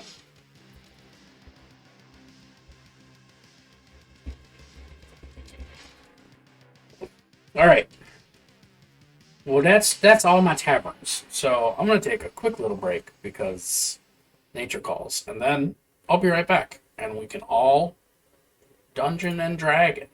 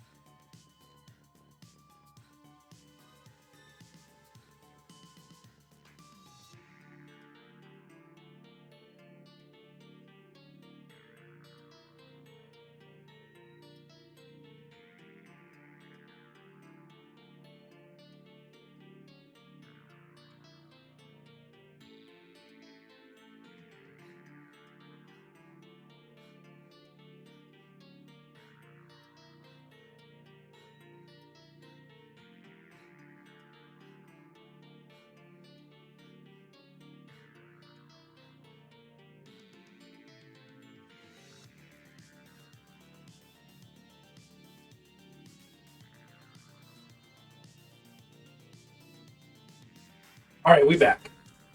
We back. We back. We back. It's all good news. Shops. We're gonna randomize some shops. These are shops, right? Yes, they are.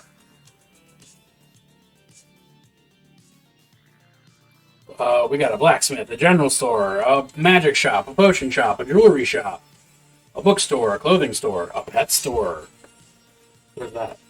Edit button. Oh? Don't want that.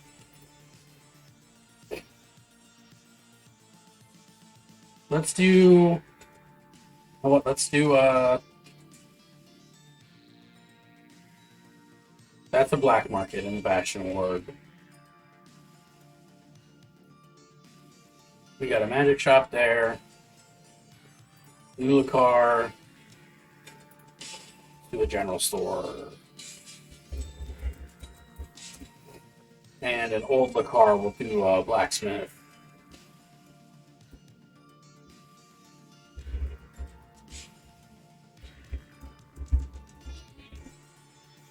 And in the Breath Ward, we'll do a bookshop.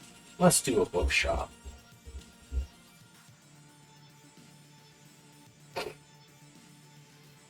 Cool. All right, let's start with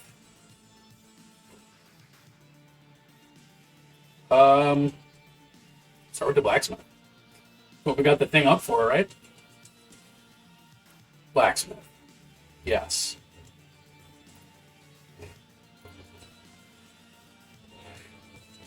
Ophilia's unconventionalities. No. Brianna Falkren. No. Brooks Emporium. The Forge of Quinn! Okay, actually, I think we're here for that.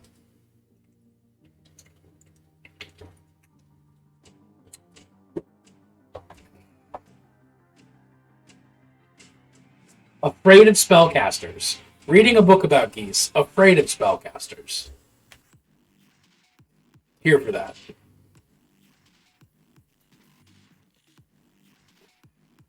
Forge of Quinn.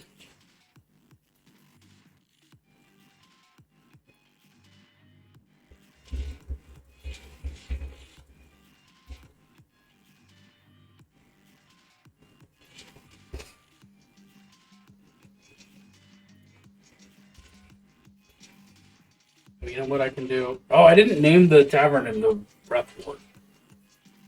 Oops. We'll call it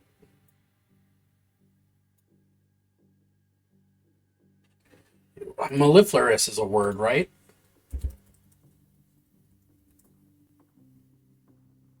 Mellifluous. Yeah, we're just gonna call it Mellifluous. Because that feels really pretentious.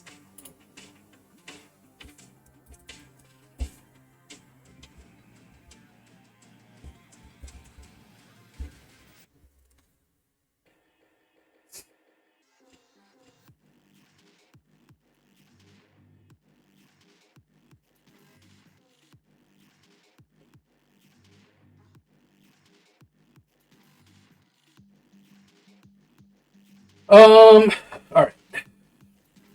The Forge of Quinn. Did they give a little descriptor? No. That's slightly disappointing.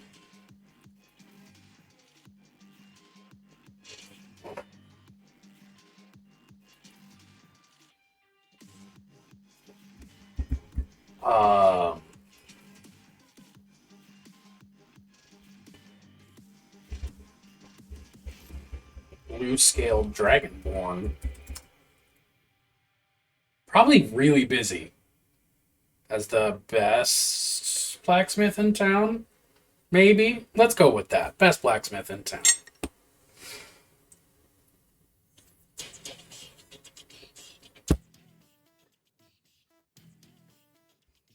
Busies themselves with the work of blacksmithing.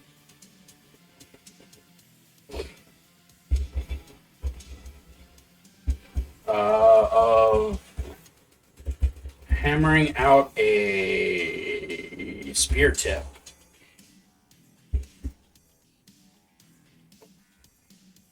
A heavily muscled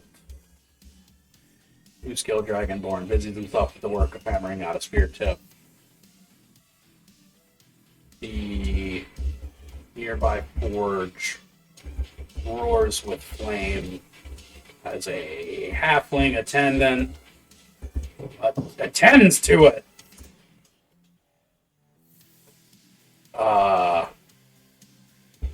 Stokes the coals.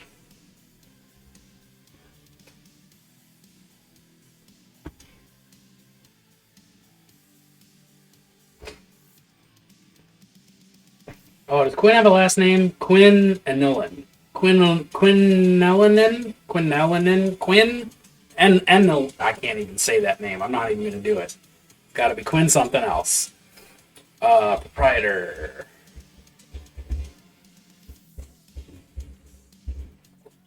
Quinn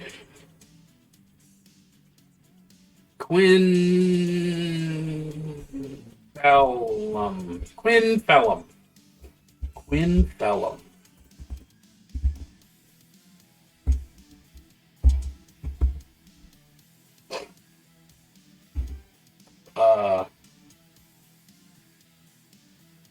Go happy-go-lucky, scared of spellcasters, busy at work, has the best blacksmith in town. I'm developing this blue dragonborn named Quinn Fellum. How is the planning? It's going well. It's nice. This is honestly more planning than I usually do for cities. I'm probably overkilling, but you never know. I'm enjoying myself, so why not hyper-focus, right? The Dragonborn has a mustache?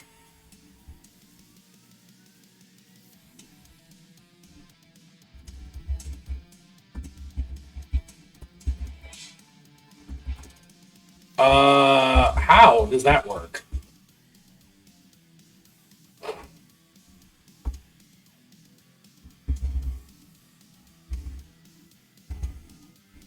I don't know. Well, I mean, so I can give him, like, what are they called on catfish? Catfish whiskers? Barbels? Yeah, they're called barbels. Yeah, I'll give him barbels.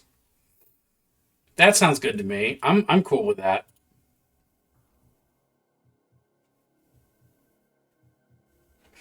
Heavily muscled blue scale dragonborn with mustache like barbels busies themselves with the work of hammering out a spear tip. Quick, what's the name of a halfling?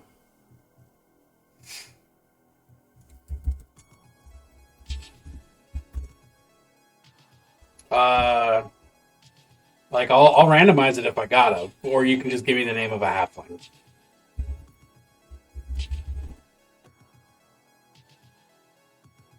Bramble. Bramble Smackin' Cracker. Yep, there we go.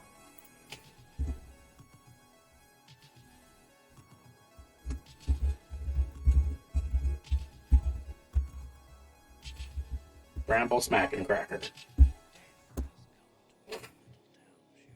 Oh boy.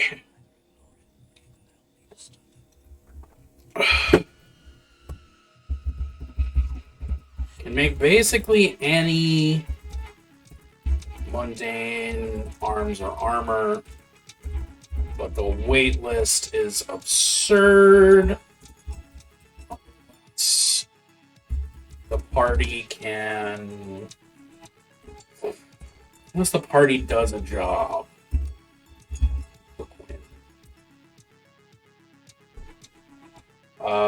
Quinn wants...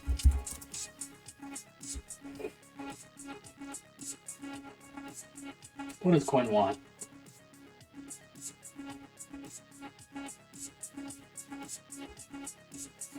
Queen wants a new book to read. As most of his library has been used as kindling due to circumstances. He's tired. Yeah. Tight. Sold. That's a great hook right there. I should be a DM. Oh wait.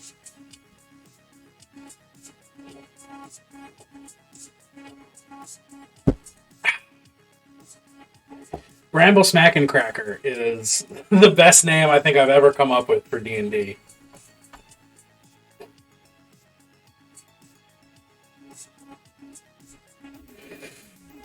I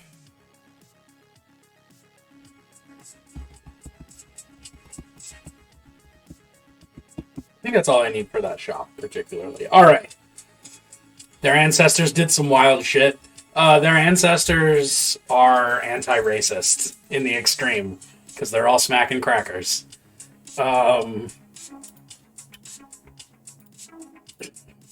Jesus Christ.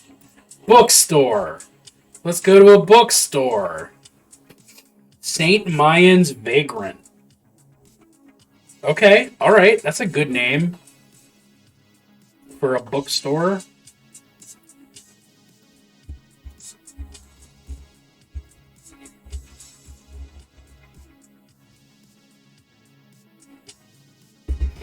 It's incredibly and deeply gratifying to see a number of very serious people have to try and say holy fucking bingle with a straight face. Bingle? Holy fucking bingle. Why is bingle? What are people saying with bingle? Bingle. Bingle. Holy fucking bingle. I can do it. Because I'm a master actor. Bingle bongle. Bingle bongle. Bingle bongle flippity jibbity. Whatever that one sound on TikTok is. That's, I think, from Doctor Who, maybe? I don't know.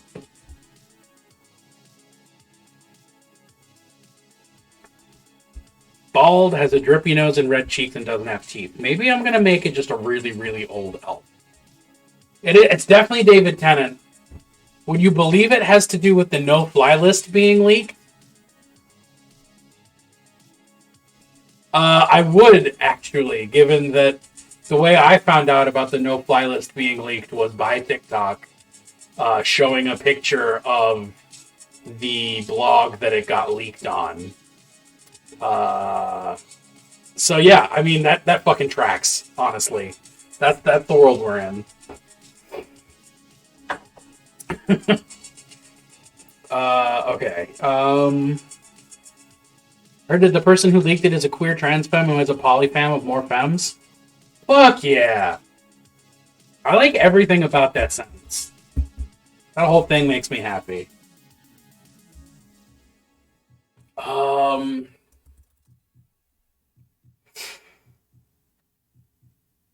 no flight list being loaned by a fae. Literally be gay, do crimes. Yes. I mean, it is loaned by a fae, sort of. I'll take that.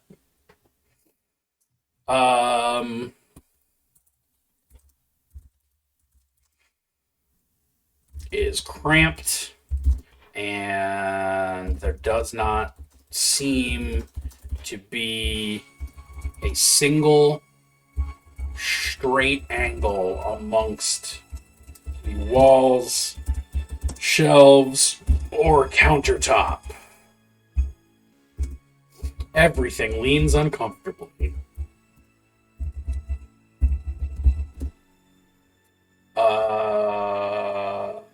Even the proprietor, an ancient, balding elf with a runny nose and bloodshot eyes.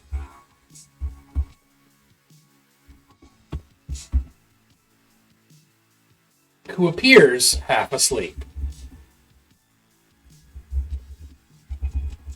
Now, yes, for the purposes of this, I do know that technically D&D elves don't sleep. I don't fucking care.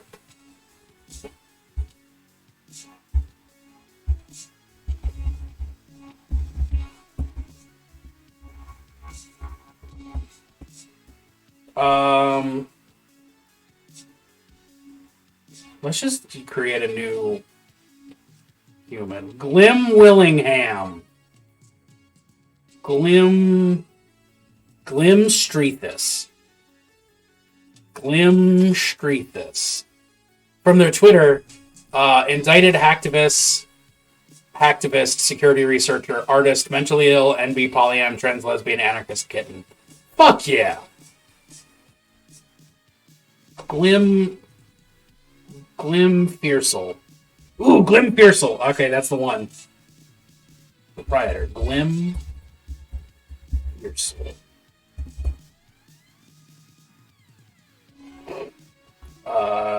They, them, baby. Why not? Elves don't need gender. Nobody needs gender. Gender is optional.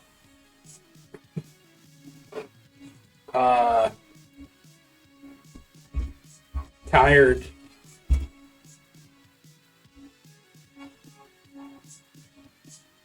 Oh, loves candy. Loves candy and books. Surprise.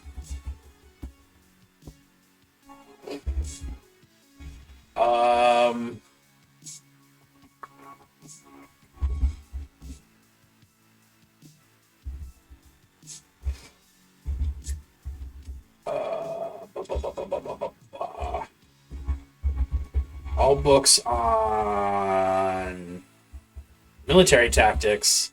I now want to remake Fem Snowden of Hackers in which Matthew Lillard says the thing. Yeah. Military tactics, sieges, and the undead. Does Matthew Lillard let you buy cameos? Because that would be amazing. I would bet if the dude can get conned into doing NFTs, I bet he does cameos. Not to say that Cameo is a con, but it just feels like he'd be open to it, you know?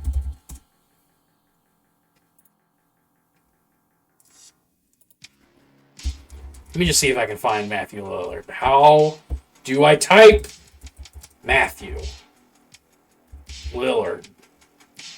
Matthew Lillard is not on this list, but you can get Bill Engvall, who's a lot like Matthew Lillard, I guess.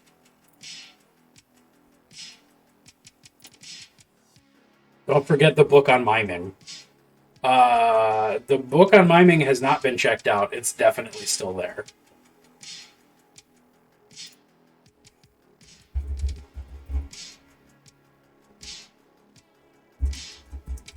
Requisitioned. By the talents.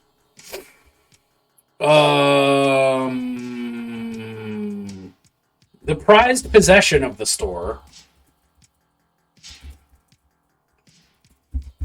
is what they don't tell you about miming.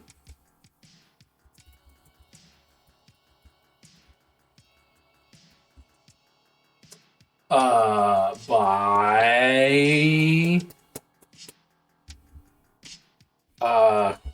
N-O speech.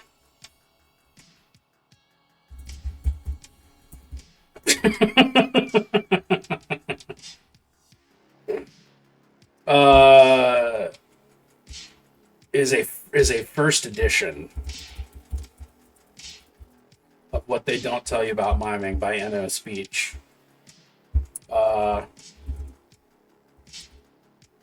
Jacques Nospixi. Jacques Nospixi. We can workshop it. We can workshop it. It's probably going to be a solid month before they get to this anyway, so I'm not stressed. I'm not in a rush.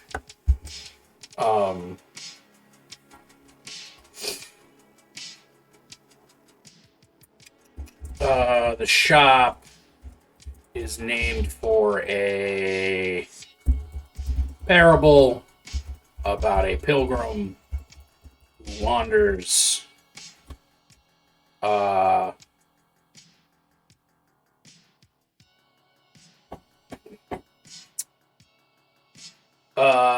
so long who wanders even past their own death without realizing it.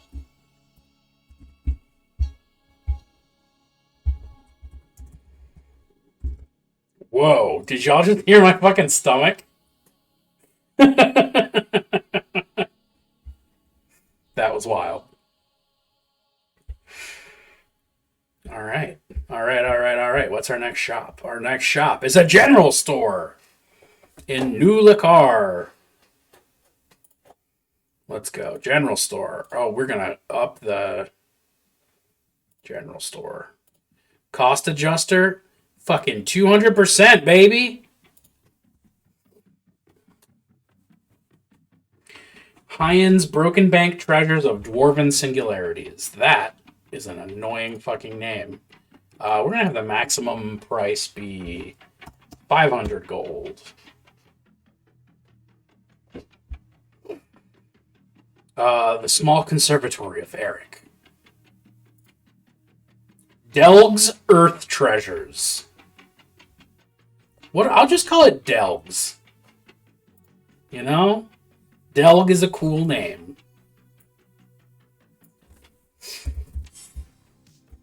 Delg's. Oh my word. Delg's Earth Treasures? We'll call it Delg's Earth Treasures.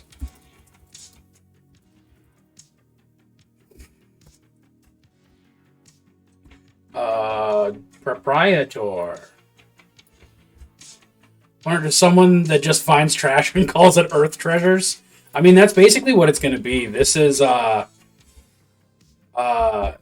the most overcrowded district with like refugees and stuff. So it's going to be all kinds of weird scavenged goods at ridiculous and absurd prices. Where is the settlement located? If it's coastal, it could be Delg's Dredges. It's actually, I have a map. It is this lakeside town right about here. So it's not coastal, but Delg's Dredges is good. Yeah, that's my story. But I know Delg's Earth Treasures is definitely happening. Delg. What's Delg's surname? Delg Pocket Fisher. Ooh, it's absolutely a gnome.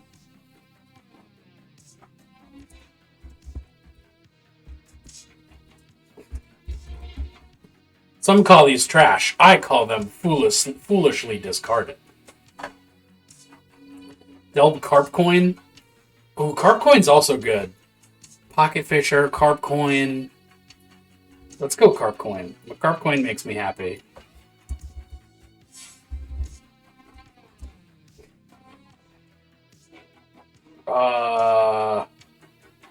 Fire Genasi, flashy warm hair, and a slight overbite.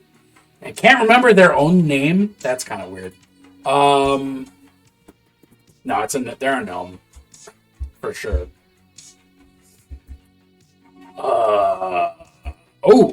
There's a bouncer. Alright.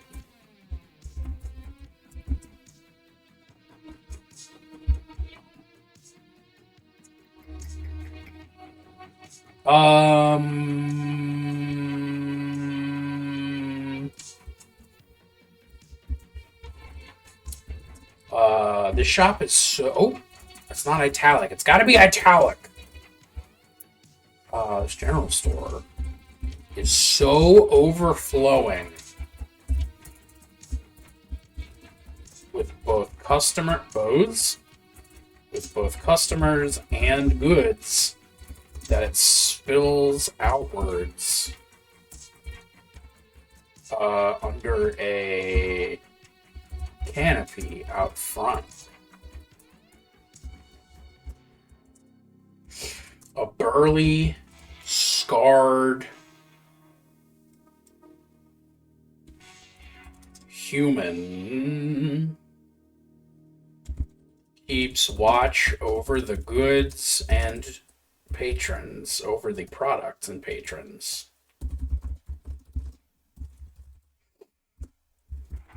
While a manic gnome bounds about shouting prices and haggling.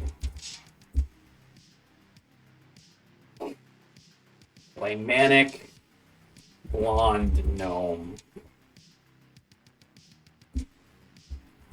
Very high energy. Tricky haggler. They have a name tag, but to the customer it seems written upside down. In reality, the name tag is Fro Delg. Is for Delg, not the clients. That's cute. What's the name of the bouncer? A big muscly, big muscle boy. Big muscly human man. What's his name?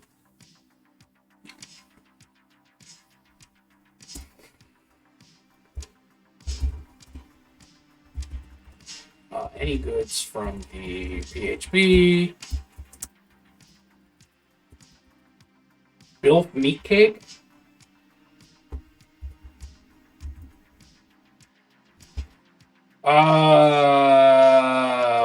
We're gonna go with Bilf Wilmington.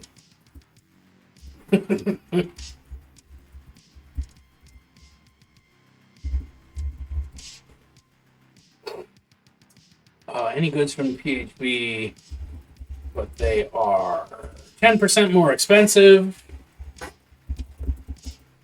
and will break after a couple uses. Plus lots of trash.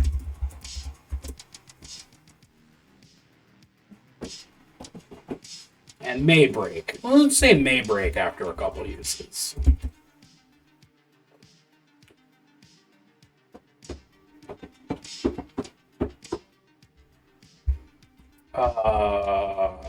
The party can get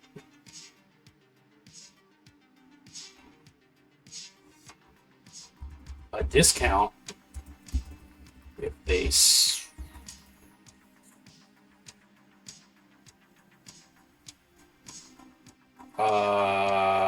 if they somehow drive Granny Goodprice out of town.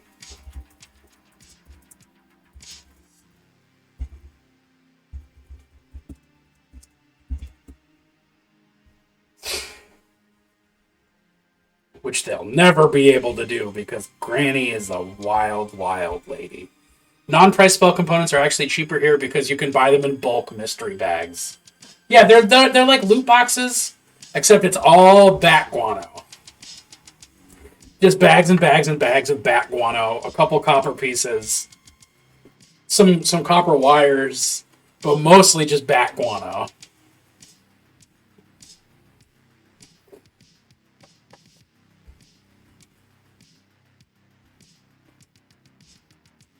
Alright, Granny good prices. Goods at good prices.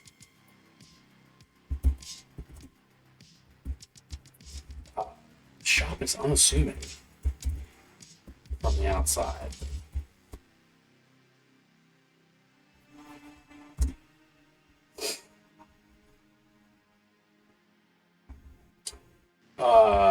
Through the windows, you can see it is jam-packed with goods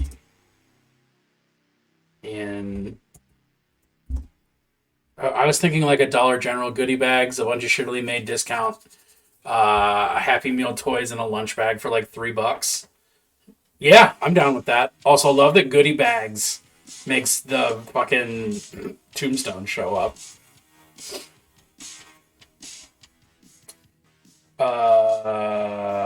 See the jam packed with goods and haphazard piles.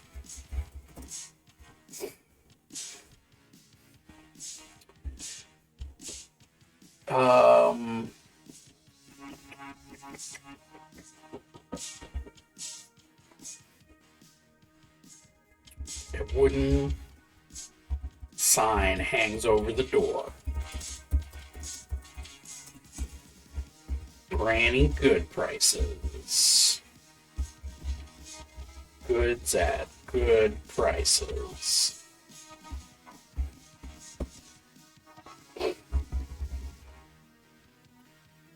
Inside a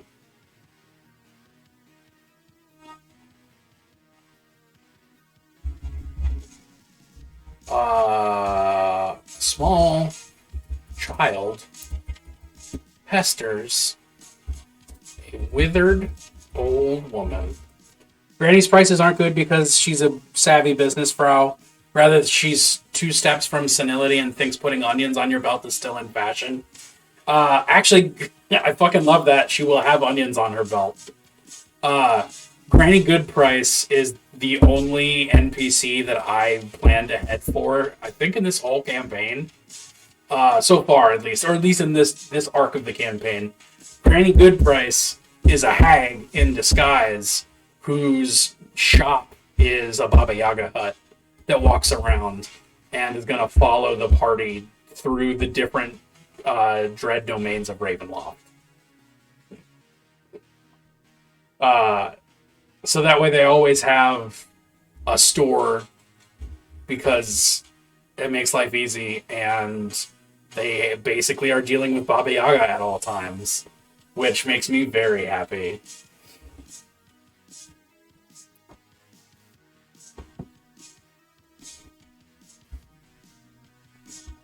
Not a withered wolf woman. So the senility is an act / stereotyped arcane kookiness. Yes, exactly. Her prices are so good because you never know what you're actually giving her for the goods.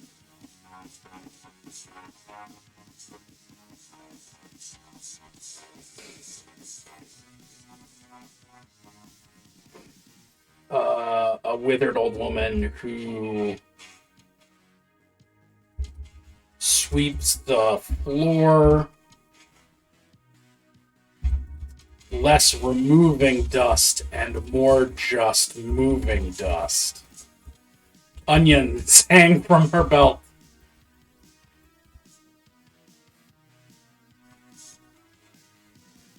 A crashing sound from the back room announces the appearance of a young girl with a tangle of dark hair. All right, I got you.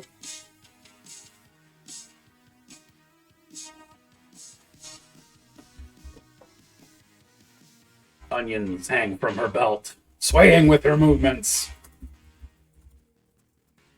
A crash from the back room announces the appearance of a young girl with a tangle of dark hair.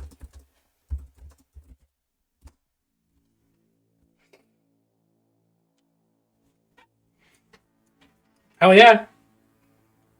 I am happy to have Eliana be canonical in this campaign. Not a young grill, but a young girl. A young grill coming out of the back room is a totally different experience. Feel free to use her as a child that notices bad things and tells the group. Tight. But doesn't get it. I might, straight up use her as, what's his name from Howl's Moving Castle, the little kid.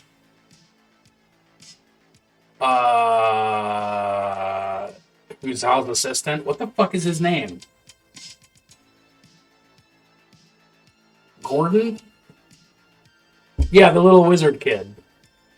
Have her be similar to that. Similar vibes. Like, she's actually the one who does all the work, while Granny Goodprice is off doing something wild. Distant relative of Principal Good vibes? Yes.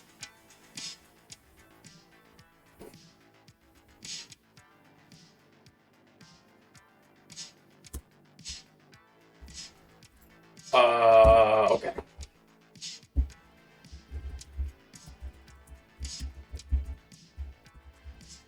Definitely precocious, but also incredibly silly. I feel like those go hand in hand. Granny Good Price. Human woman.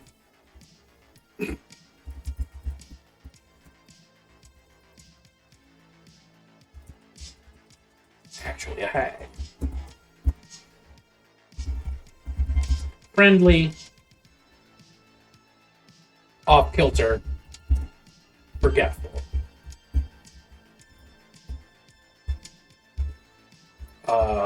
Daughter. Assistant. Eliana. Precocious. Silly. Seems to do all the work.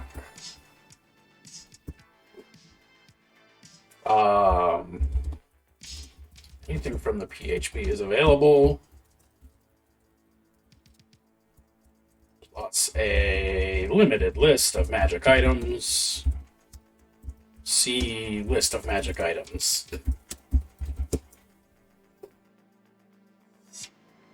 Ooh, okay. I'm gonna have to take another quick break because this fluid is just flying through my body.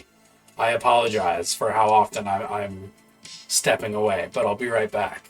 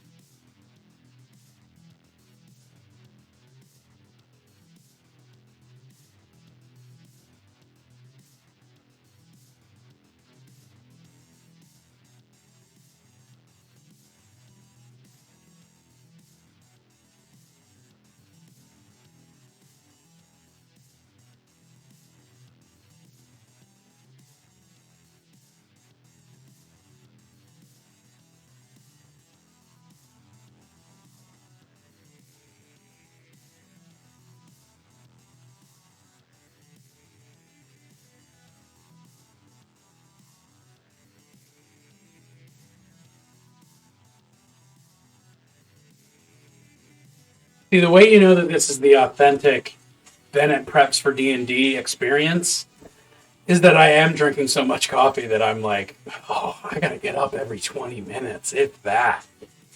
Oh, but that's what it's like. It's true. I'm not putting on any airs. This is real art we're doing. All right. We got a black market shop in the Bastion Ward run by. Actually, is that? No, no, wait. Truly go through the most coffee on Tuesdays. I mean, yeah.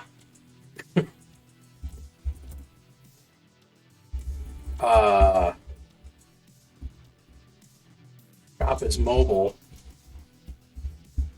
Can appear anywhere. A la Baba Yaga Chicken Leg Hut.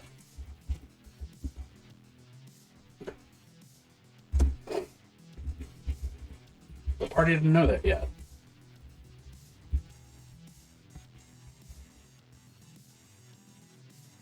All right. Black market shop.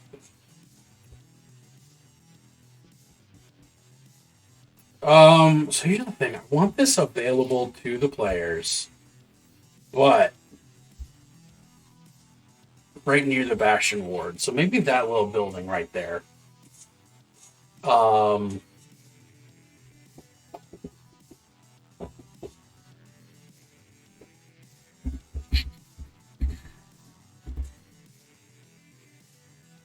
What do we think? What do we think? What do we think? What do we think?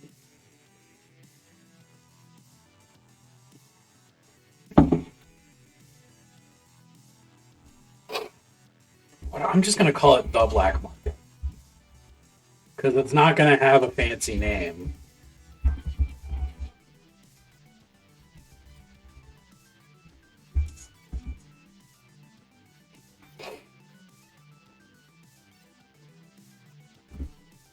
I think stables or something, like operating out of stables or a warehouse.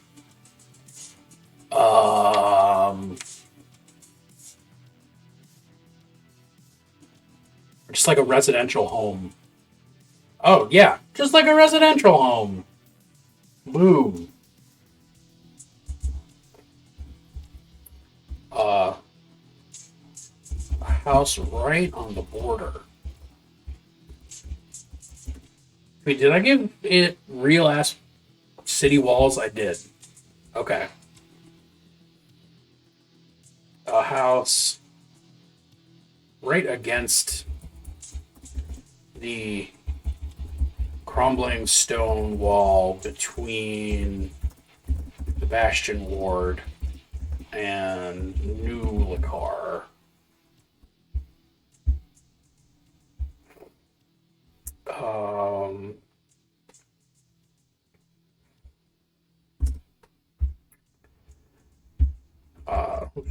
There is a house. There is a house in New Orleans. They call the Rising Sun.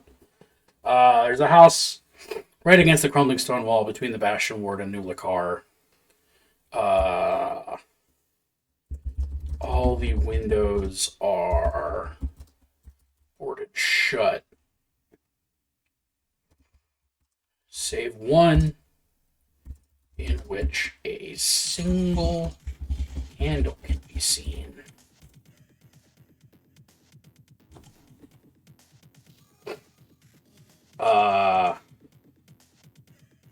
If approached,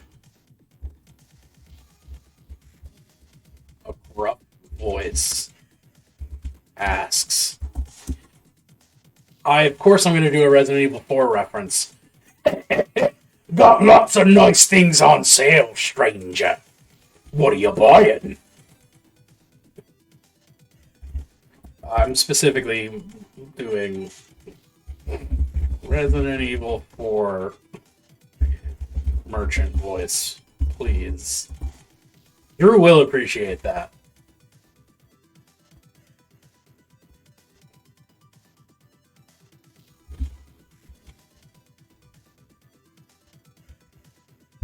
Actually, you know what? We're gonna just go so far as to copy what he says in that scene word for word. I'm gonna find it on YouTube real quick. Hold on.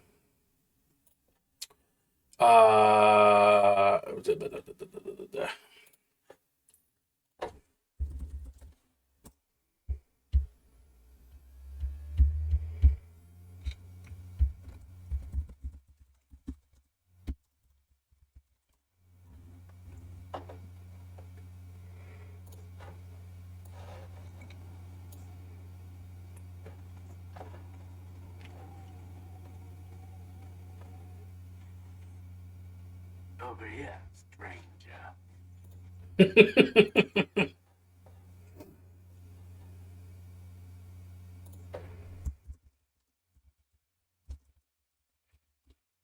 Over here, stranger. What else? What else does he say? What's the next bit? This is fair use. Yeah, I am just transcribing it.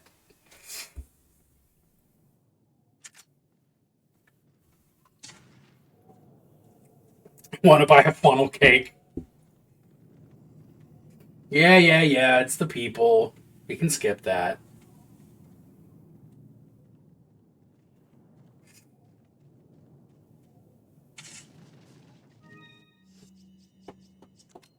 There's so much preamble. Get me to the good shit.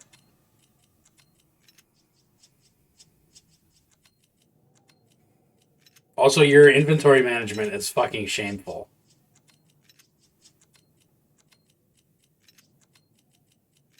Alright, that's better. Got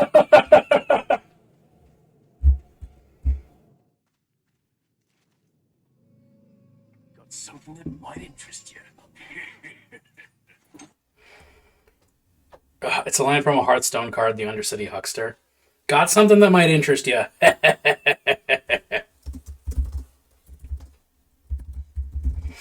For someone who does not like inventory management. If I have to sit through watching inventory management to get to the thing that is the fucking title of the video, I'm going to be judgmental of it.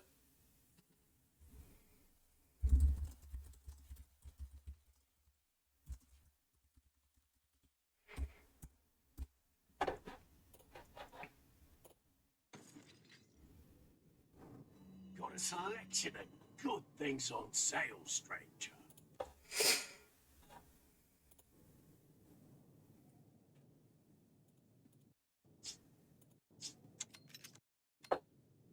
All right, we've done it. Unless I can just get Resident Evil 4 merchant quotes. And we're just going to play this in the background for the rest of the time. Welcome. Got a selection of good things on sale, stranger. Got some rare things on sale, stranger. What are you buying? What are you selling? I'll buy it at a high price. I can't do this. Is that all, stranger? Not enough cash. Not enough. All right, back to the music. That video is like 10, 15 minutes long, something like that. I've never sat through the whole thing, but I've gotten pretty deep into it before.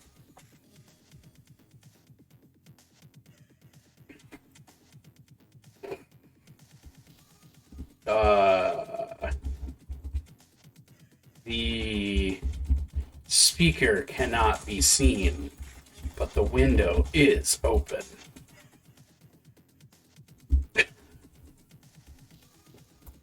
Tight.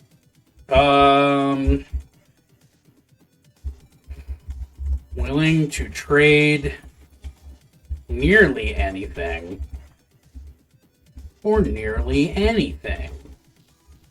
Goods, weapons, information, uniforms, what are other things that these people might need? Food, alcohol, medical supplies.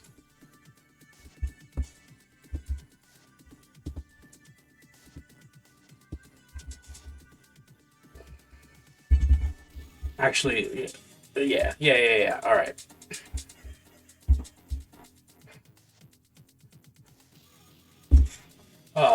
Wing it. I love it when my own DM notes just turn into wing it. Plants? Oh, yeah, I mean plants.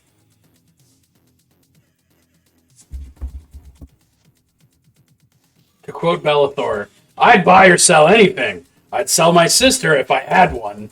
That's a strange obsession with green herbs. Not that I know anything like that. Ba-da-ba-ba-da-ba. Fucking Bellathor. Some call this junk. Me, I call it treasure. Merchant refuses to reveal self or give name.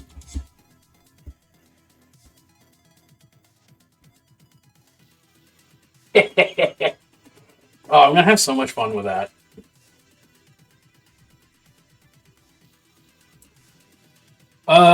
Okay, so that's all my shops, which means we're on to the fully miscellaneous stuff, I think.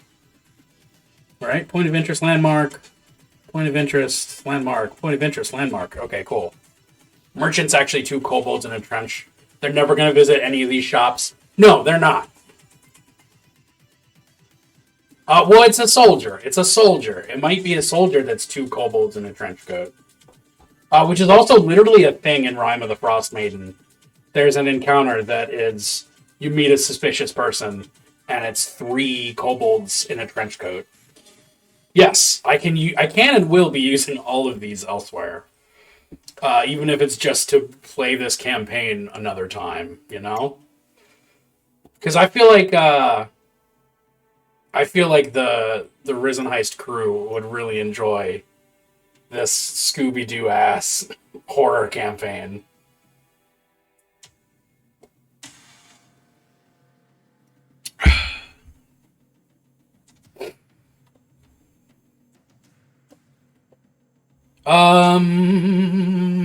Okay. Let's... That meme of the raccoons in a trench coat ordering eggs, but it's kobolds also ordering eggs. Yeah, exactly. Alright.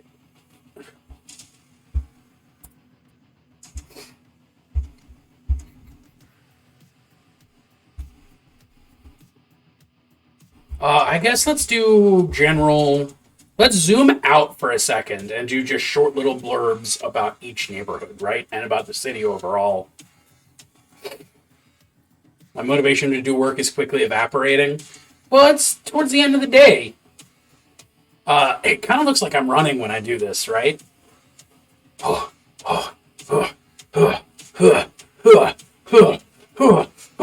Okay. Excuse me. No, it doesn't? Okay, fair.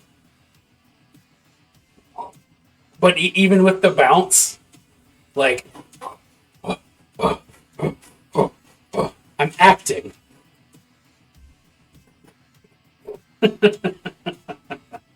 Okay. You're not breathing hard enough? First of all, rude. Second of all, accurate.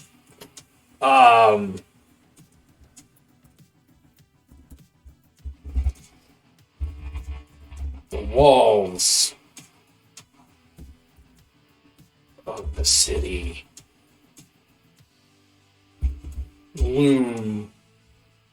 I know what it sounds like when you're actually doing physical labor.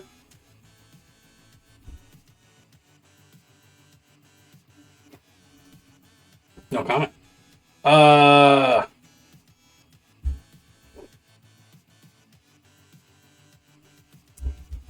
Made of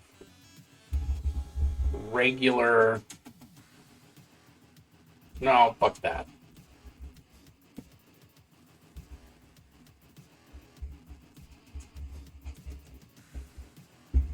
Reaching into the gray sky from above, cold gray stone walls are hundreds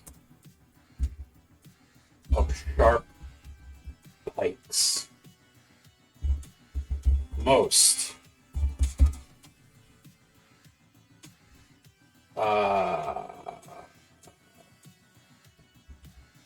Are decorated with multiple impaled bodies. Some are kept bare. Some are bare. Their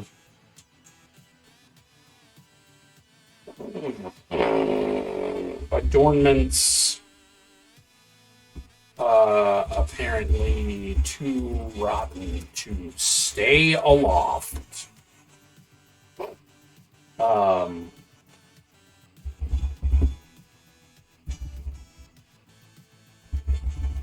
around the city walls are fire pits burning innumerable turtles. Innumerable turtles? No! Innumerable zombies. Burning the corpses of innumerable walking dead.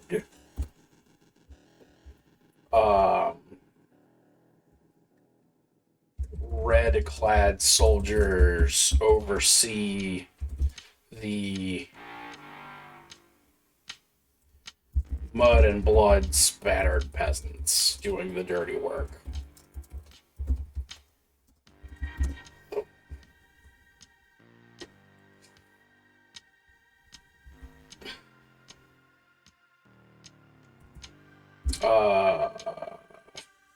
There are no turtles.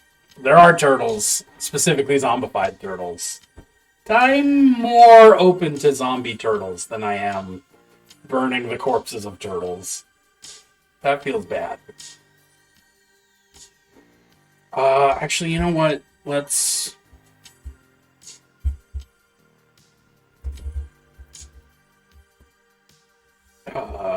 mud and blood spattered peasants do this dirty work. Overseen from the walls by patrolling. Somehow they learn the whole world is on the back of a turtle. This turtle's all the way down.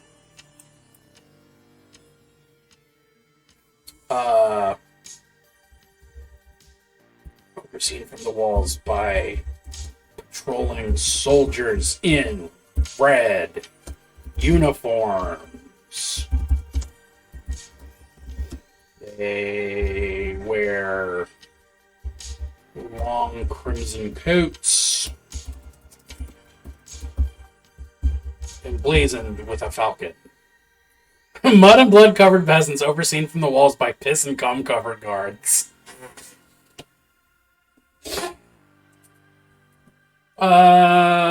Close. Only some of the guards are covered in piss and cum. And I'll never tell which until it's too late.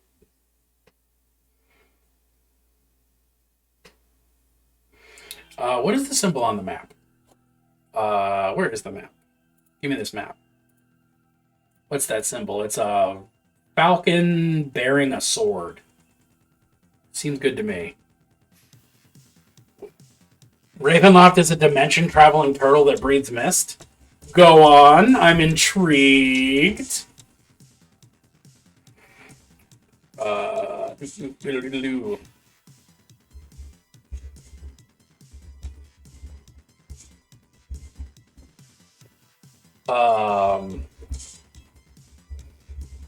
These soldiers carry strange... I'm going to give them black powder rifles, because why not? Making a zombie dragon turtle now with mind flayers infesting it? That's dope as fuck. Like living inside of it?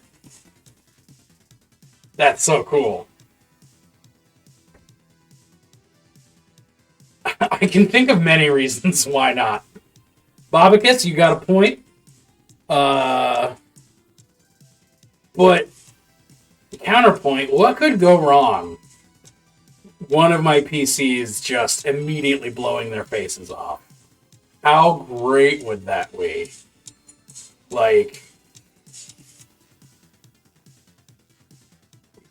Shit. I mean, that's a strong entry you got there, Bobagus. Thank you. Thank you for tuning in. Yeah, I think they gotta have black powder. How the fuck do you describe a black powder rifle to someone who's never seen a black powder rifle? How do I describe this in universe, in character?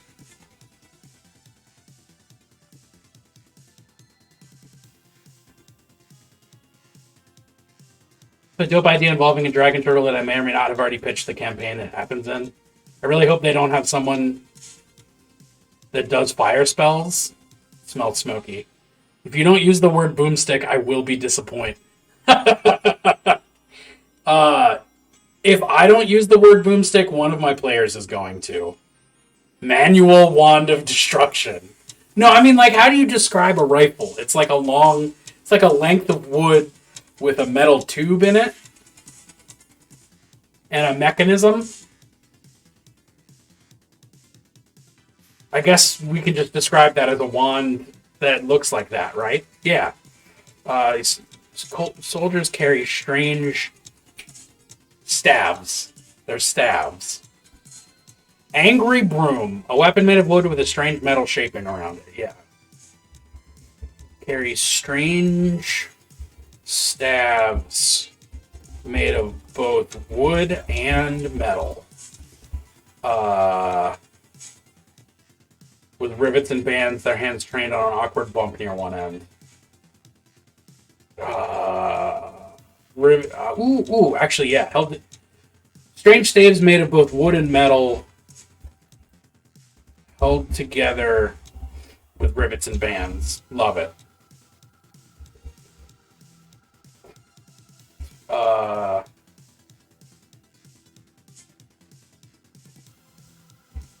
I know you technically could make a Roomba. Wait, what? You know, technically in D&D, you could make a Roomba before you make a gun. Aniros, I'm gonna need you to explain that to me. Unseen Servant. Oh, well, Unseen Servant gets there. Are we talking purely technologically? You can make a Roomba before you make a gun? I'm dying to have this explained. What does this mean?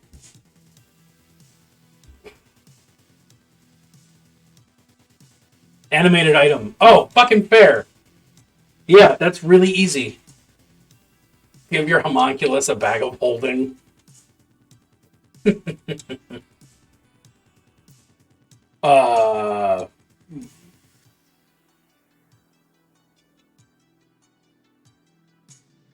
Carry strange staves made of both wood and metal held together with rivets and bands. Roomba before Boomba?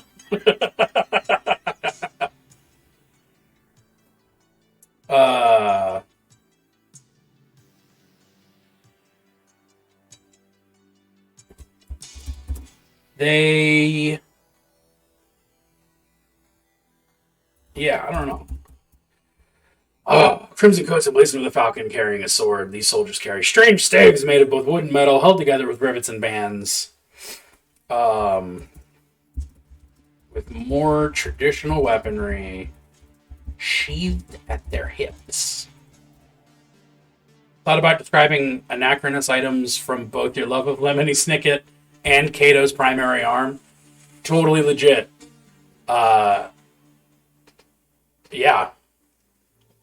I will say nothing else about Kato's primary arm, but I will say a lot about Lemony Snicket. I fucking love Lemony Snicket, dude. If I could spell, my life would be better.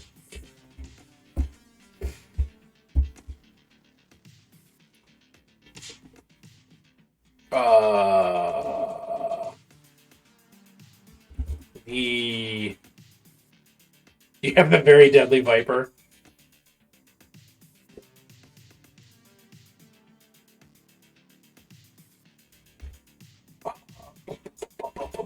The reinforced oaken gates of the city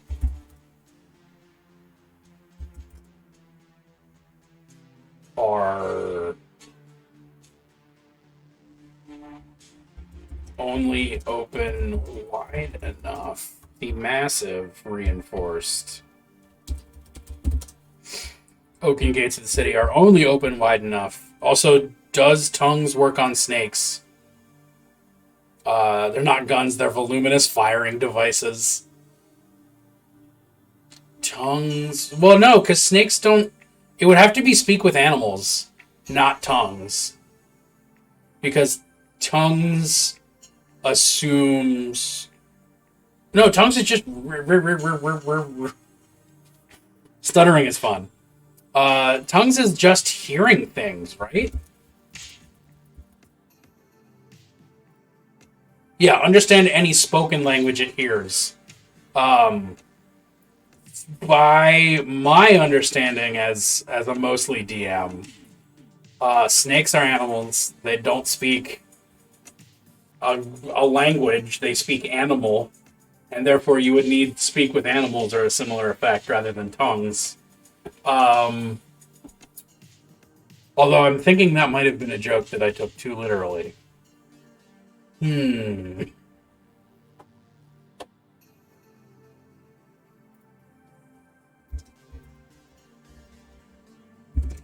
Tongues with Animals is a character name from the same author of Lusty Argonian Maid.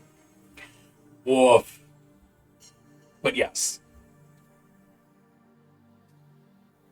To allow 1 or 2 people through at most. More guards are posted. There. Nah. And now you find out the snakes have dialects and everyone fails. Well, I mean, okay, everybody has dialects. What's up, Shiny Mew? Good to see you. Snack Sense? Snack Sense just sounds like the way you describe regional snacks. Just about every creature that communicates verbally has regional dialect. Like crows do, monkeys do, wolves do. Those are the only kinds of animals that exist. Yeah, humans do. I forgot about those ones. This is not like a common. This is not an uncommon thing. Just got back from the hobby shop. Whales do. I bet whales do. Even educated bees do. What about uneducated bees?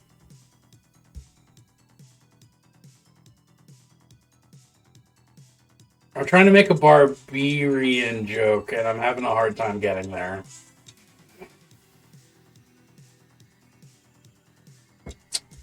Yeah.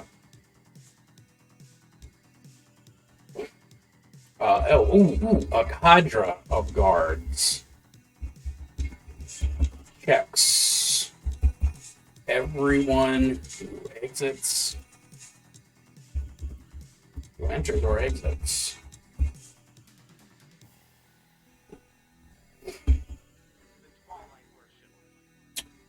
Tight.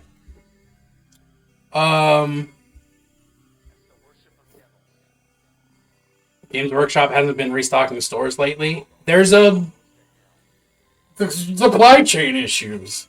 There's no such thing as uneducated bees. Unequal access to information is not praxis for eusocial insects.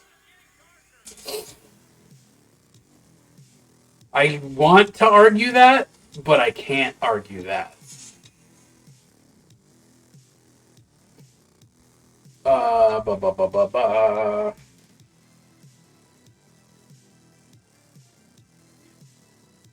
Well, I guess, okay, wait. So, there's going to be a line of refugees, probably. Or they're already all in the city. I don't know. I haven't decided how much of a zombie apocalypse this is.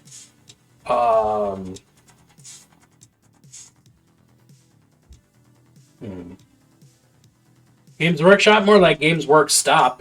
No, that's what they would be if their employees unionized. Isn't that important to determine? Yes, it is important to determine. Okay, I started to work this through last season. Last time I streamed this prep. New zombies show up every full moon. It's been 2 weeks since the last full moon. I think the smaller towns throughout the area are just getting progressively fucked up and overrun. Seems pretty bad when you get a fat berg of zombies. Yeah, it does seem pretty bad. But there's still going to be people heading out to, like, farm and burn corpses and find stuff. So I think it's a sort of an active apocalypse. It's a currently happening apocalypse.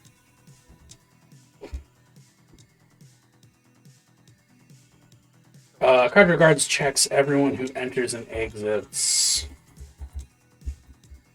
examining their bodies and their cargo? Their bodies and their bags. Duh. A medium-sized town might have already been consumed. Outskirt buildings. Wait. Bennett can read words and make them happen out loud. Let me try that again. A medium-sized town might have already consumed outskirt buildings to start walls around the centralmost buildings / well. Yes. That sort of situation. A gelatinous cube could be a hero. Gelatinous cube could be a hero. One gelatinous cube could clean up this whole zombie issue. If only they thought of that.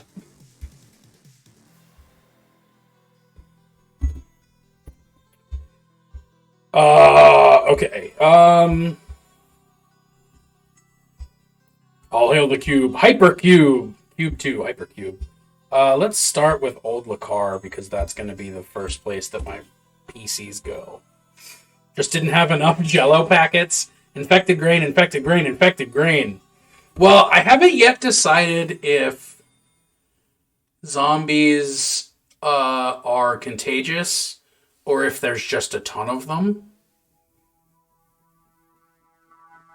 And I guess now's my time to decide if getting a zombie bite means that you gotta get it treated. I feel like they're only level 3. I feel like that's a really, really fatal way to rock zombies at level 3. Mimics take over a town after eating everyone in town, making a perfect town. I like that idea.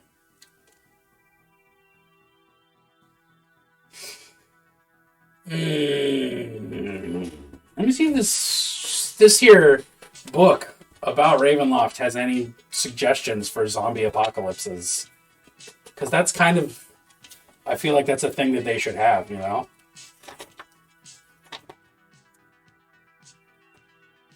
Nope.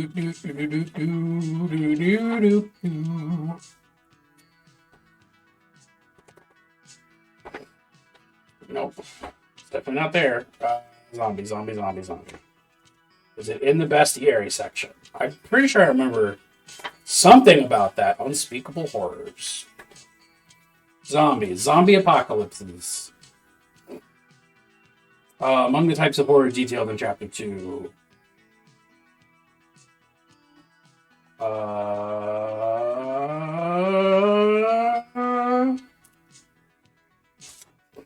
I guess I'm going to go to Chapter 2. Well, the thing is, after a point, people and life either adapts or doesn't.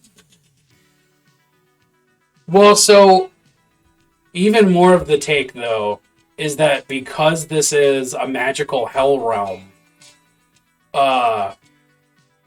every time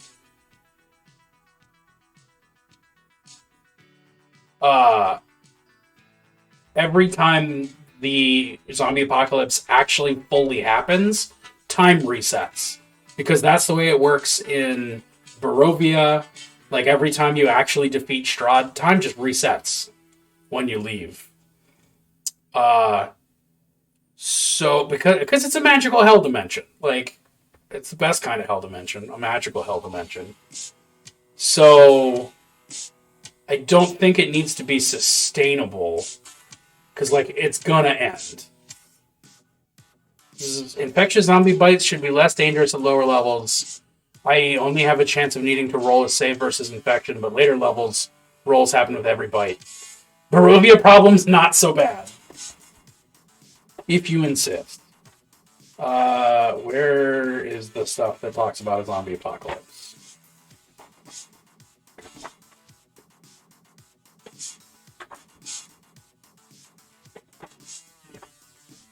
There must always be a Lich King / Lord of Barovia. Yeah, that kind of deal. Body horror, cosmic horror, folk horror, ghost stories, gothic horror, disaster horror. That's probably not. Is it?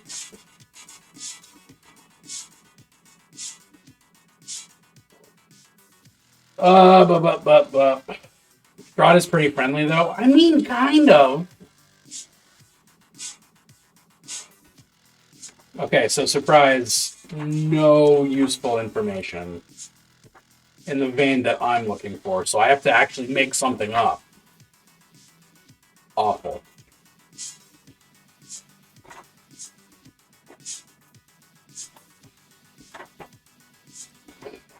Okay, well, fine.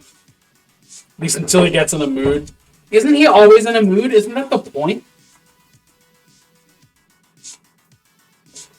Oh, I guess I should just decide how zombies work. Maybe that'll be what I finish today on. Is if they're contagious or not.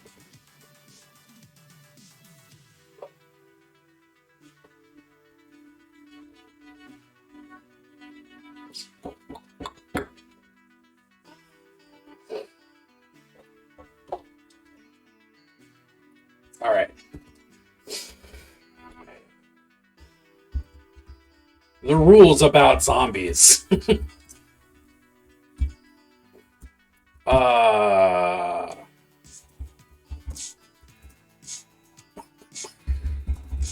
Bites must be treated by an herbalism kit or healing magic.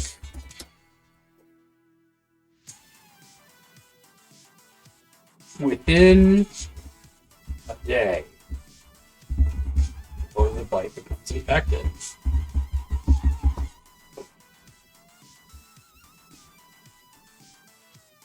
Modified Strahd campaign where the actual big bad evil guy is a group of adventurers that realize if Strahd dies, the world resets.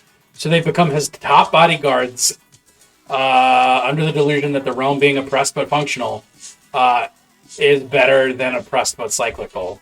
Oppressed but functional and continual is better than oppressed but cyclical. That sounds a lot like capitalism, Claire. He kind of wants to play friends long enough to betray you and make it hurt. Yes, fair. He does just want to play with the players, and who doesn't?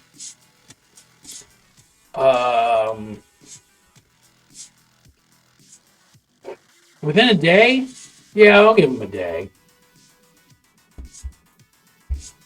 Must be treated specifically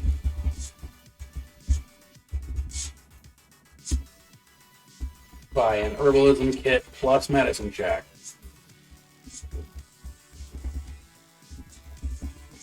Or any healing magic within a day or the bite becomes infected.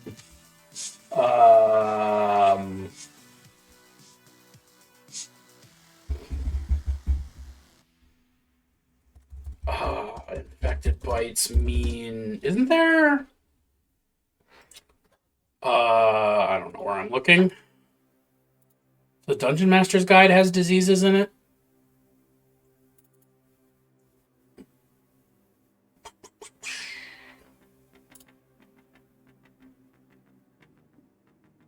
Oh. Master of Rules. Master of Worlds. Nope, that's fluff.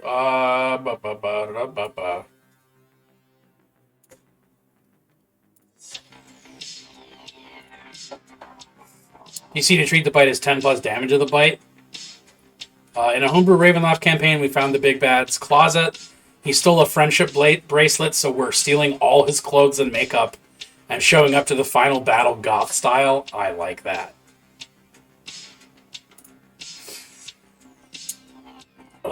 Adventuring options, combat options, injury stable. Diseases. Aha!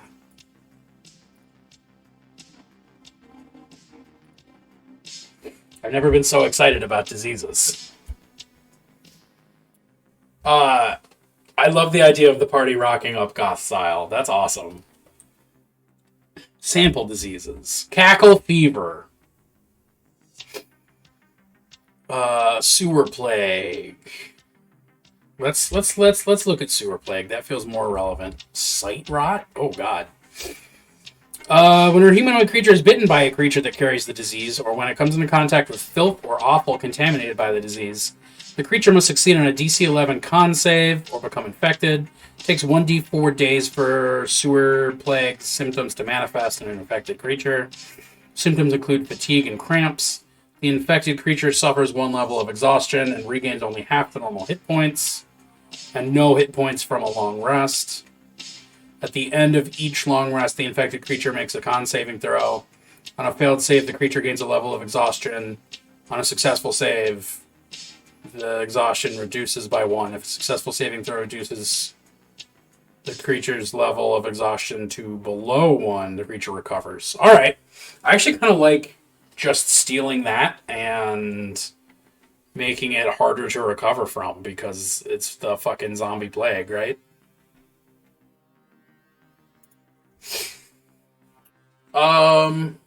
Yeah. The bite becomes infected. Once a bite is infected, the sufferer, the victim,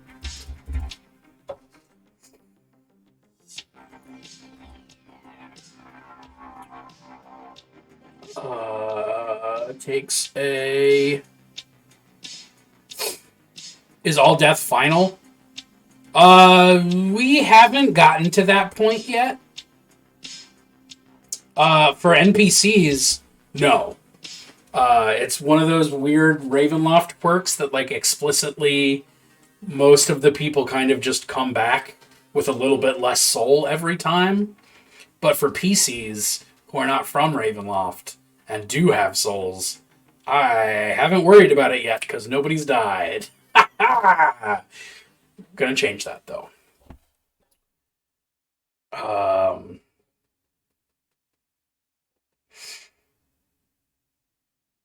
Within a day, the bite becomes infected. Once the bite is infected, it takes a DC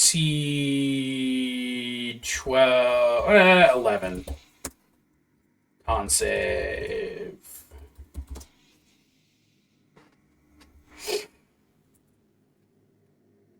Death is only the beginning. Also that. Victim takes a DC 11 con save. Once somebody's infected, every day, the victim takes a DC 11 con save. For every previous save, successful or otherwise, increase the DC by 1. Second day, DC 12. Third day, DC 13, etc. So they're basically dead in 10 days. End of story.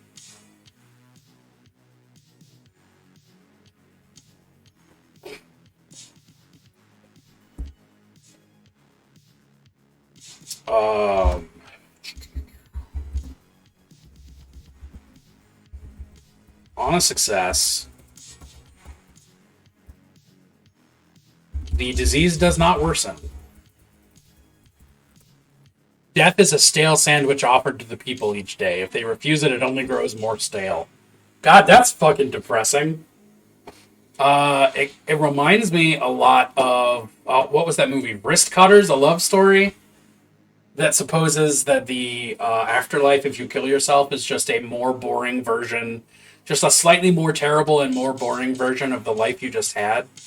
And if you keep killing yourself, it just gets more boring and more dull and more gray over and over and over again. That was a wild movie. The disease does not worsen on a fail. The victim gains a level of exhaustion.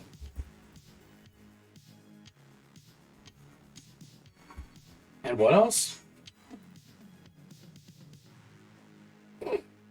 Regains only half the normal hit points from spending hit dice, and no hit points from finishing a long rest.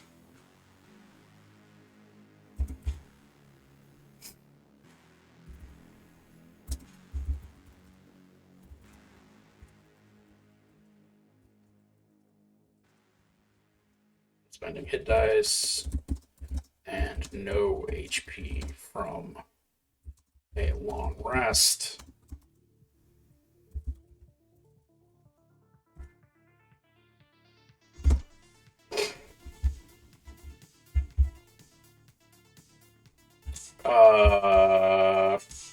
You broke the paladin in your game. I want to hear about it. I want to hear about it. Broken paladins make me a happy camper. Half the normal HP from spending hit dice and no HP on a long rest. The only way to cure the disease... Oh, no, wait. When the victim dies from exhaustion,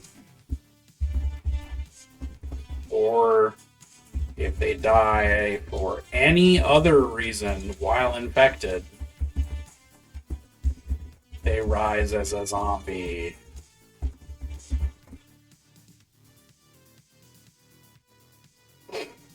In a narratively appropriate amount of time.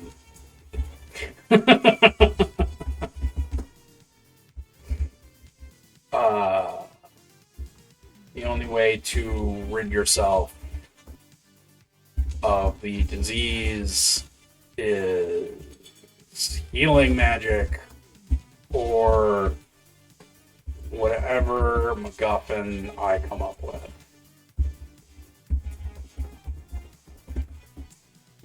And this is why I don't let my players read my notes. Because I have shit like this in them. Yeah, okay. So day 1, you make a DC 11 con save. Day 2, if you pass, you don't have any... So, yeah, it becomes... There's a point at which you will die. It is guaranteed you will die. I'm cool with that. That's fine.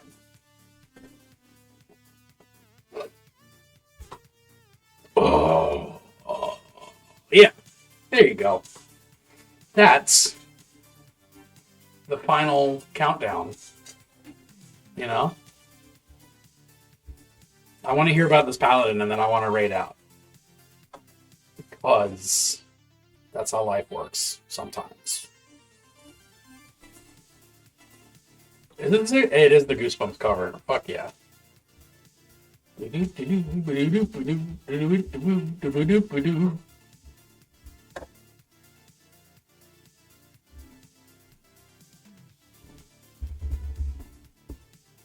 Oh, I should mute Twitch real quick. Alright.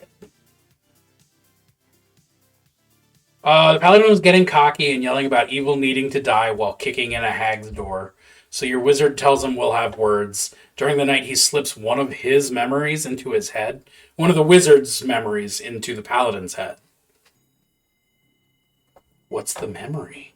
What's the paladin? What's a wizard?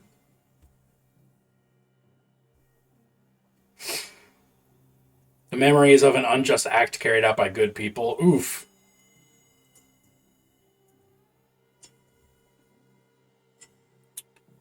What do we think?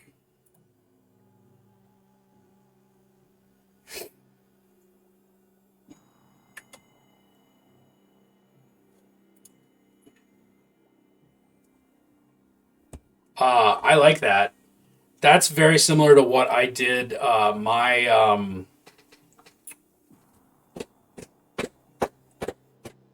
Come on, brain.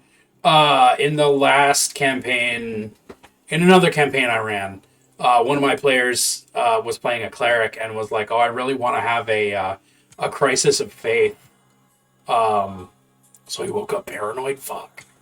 And I was like, "Say no more, can do," because that setting was like super god influenced. Where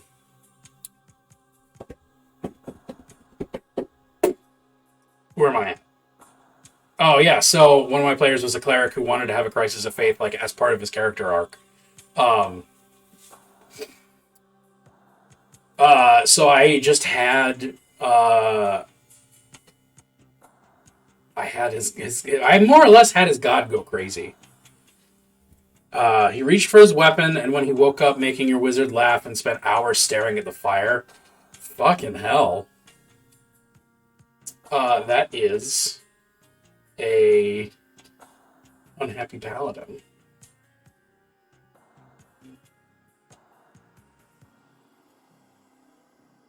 Spent hours staring at the fire. I mean, that's good role play. That's if I was a fellow player, I would nominate that for inspiration. As a DM, I would have just handed it out.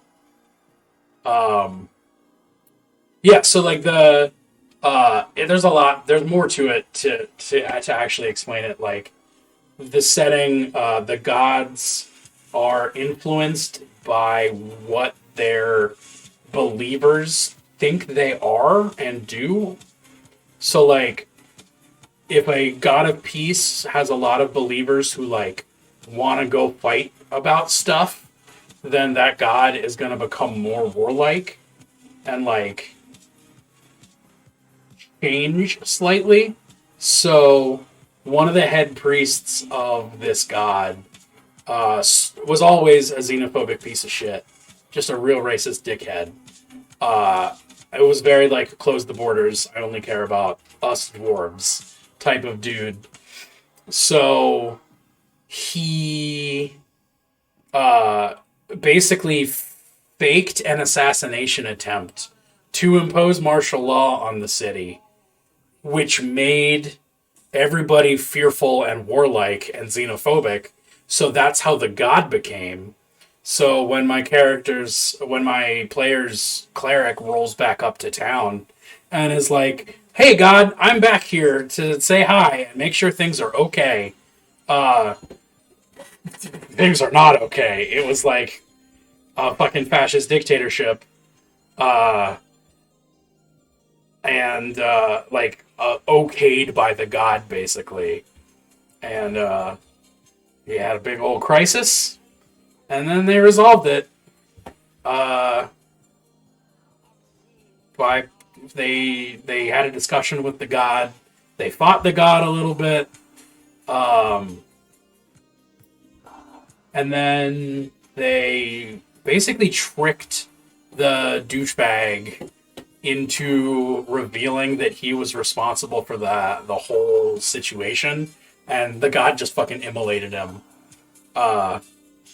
and relearned love and light and forgiveness afterwards. Um, that was a very bad summary of that extremely heavy plot point, but it was a good time. It was a great time. Well, that was one of my favorite parts of that game. We're gonna raid. We're gonna raid this tiefling Melissa, who's talking about artificers. Uh, that's what I got. That's all I got. That's where I'm at. I'll be back tomorrow night playing Hades, and giving y'all a recap of D&D. Oh, I didn't even recap. You know what? We'll make it a point. I'll talk about D&D tomorrow night while I play Hades and be thirsty. And then I'll be back on Thursday painting some stuff. And then I'll be back on Friday building stuff. That's what I got, y'all. Thank you for hanging out. This has been a very productive, very, very productive. Can I spell tiefling? I can. Designed a lot of shit that my players probably aren't going to see, but that's fine because now it exists in my brain and I can use it elsewhere. Till next time, don't run out of your spell slots because if you do, all you got is cantrips. You gotta be judicious with your use of spells, my friends.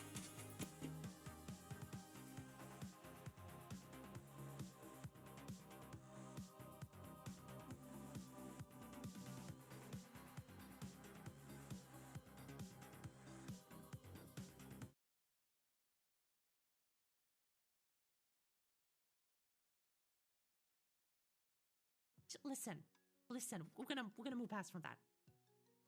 So instead, we have a noodlification gun. Yes. Also, Holy Fireman, thank you so much for the raid. Welcome. Casting Flock of Familiars with 3 Ravens Conjured. Why do the raiders join at these kinds of moments? Always. He's engraved tomorrow. Oh, shut the fuck up. Shit. Prosper, shush. We have guests. Everybody behave. Everybody behave. But let me show you guys the Artificer spell list, and to get the easiest access to that, it's here. So look at the list. As you can see, Artificers are half-casters, but unlike Rangers... Fireball and only Fireball. Nothing but Fireball. Just Fireball. Just Fireball. Well, Artificers don't get Fireball. Artillerists do, but all Artificers do not get it. So as you can see here, an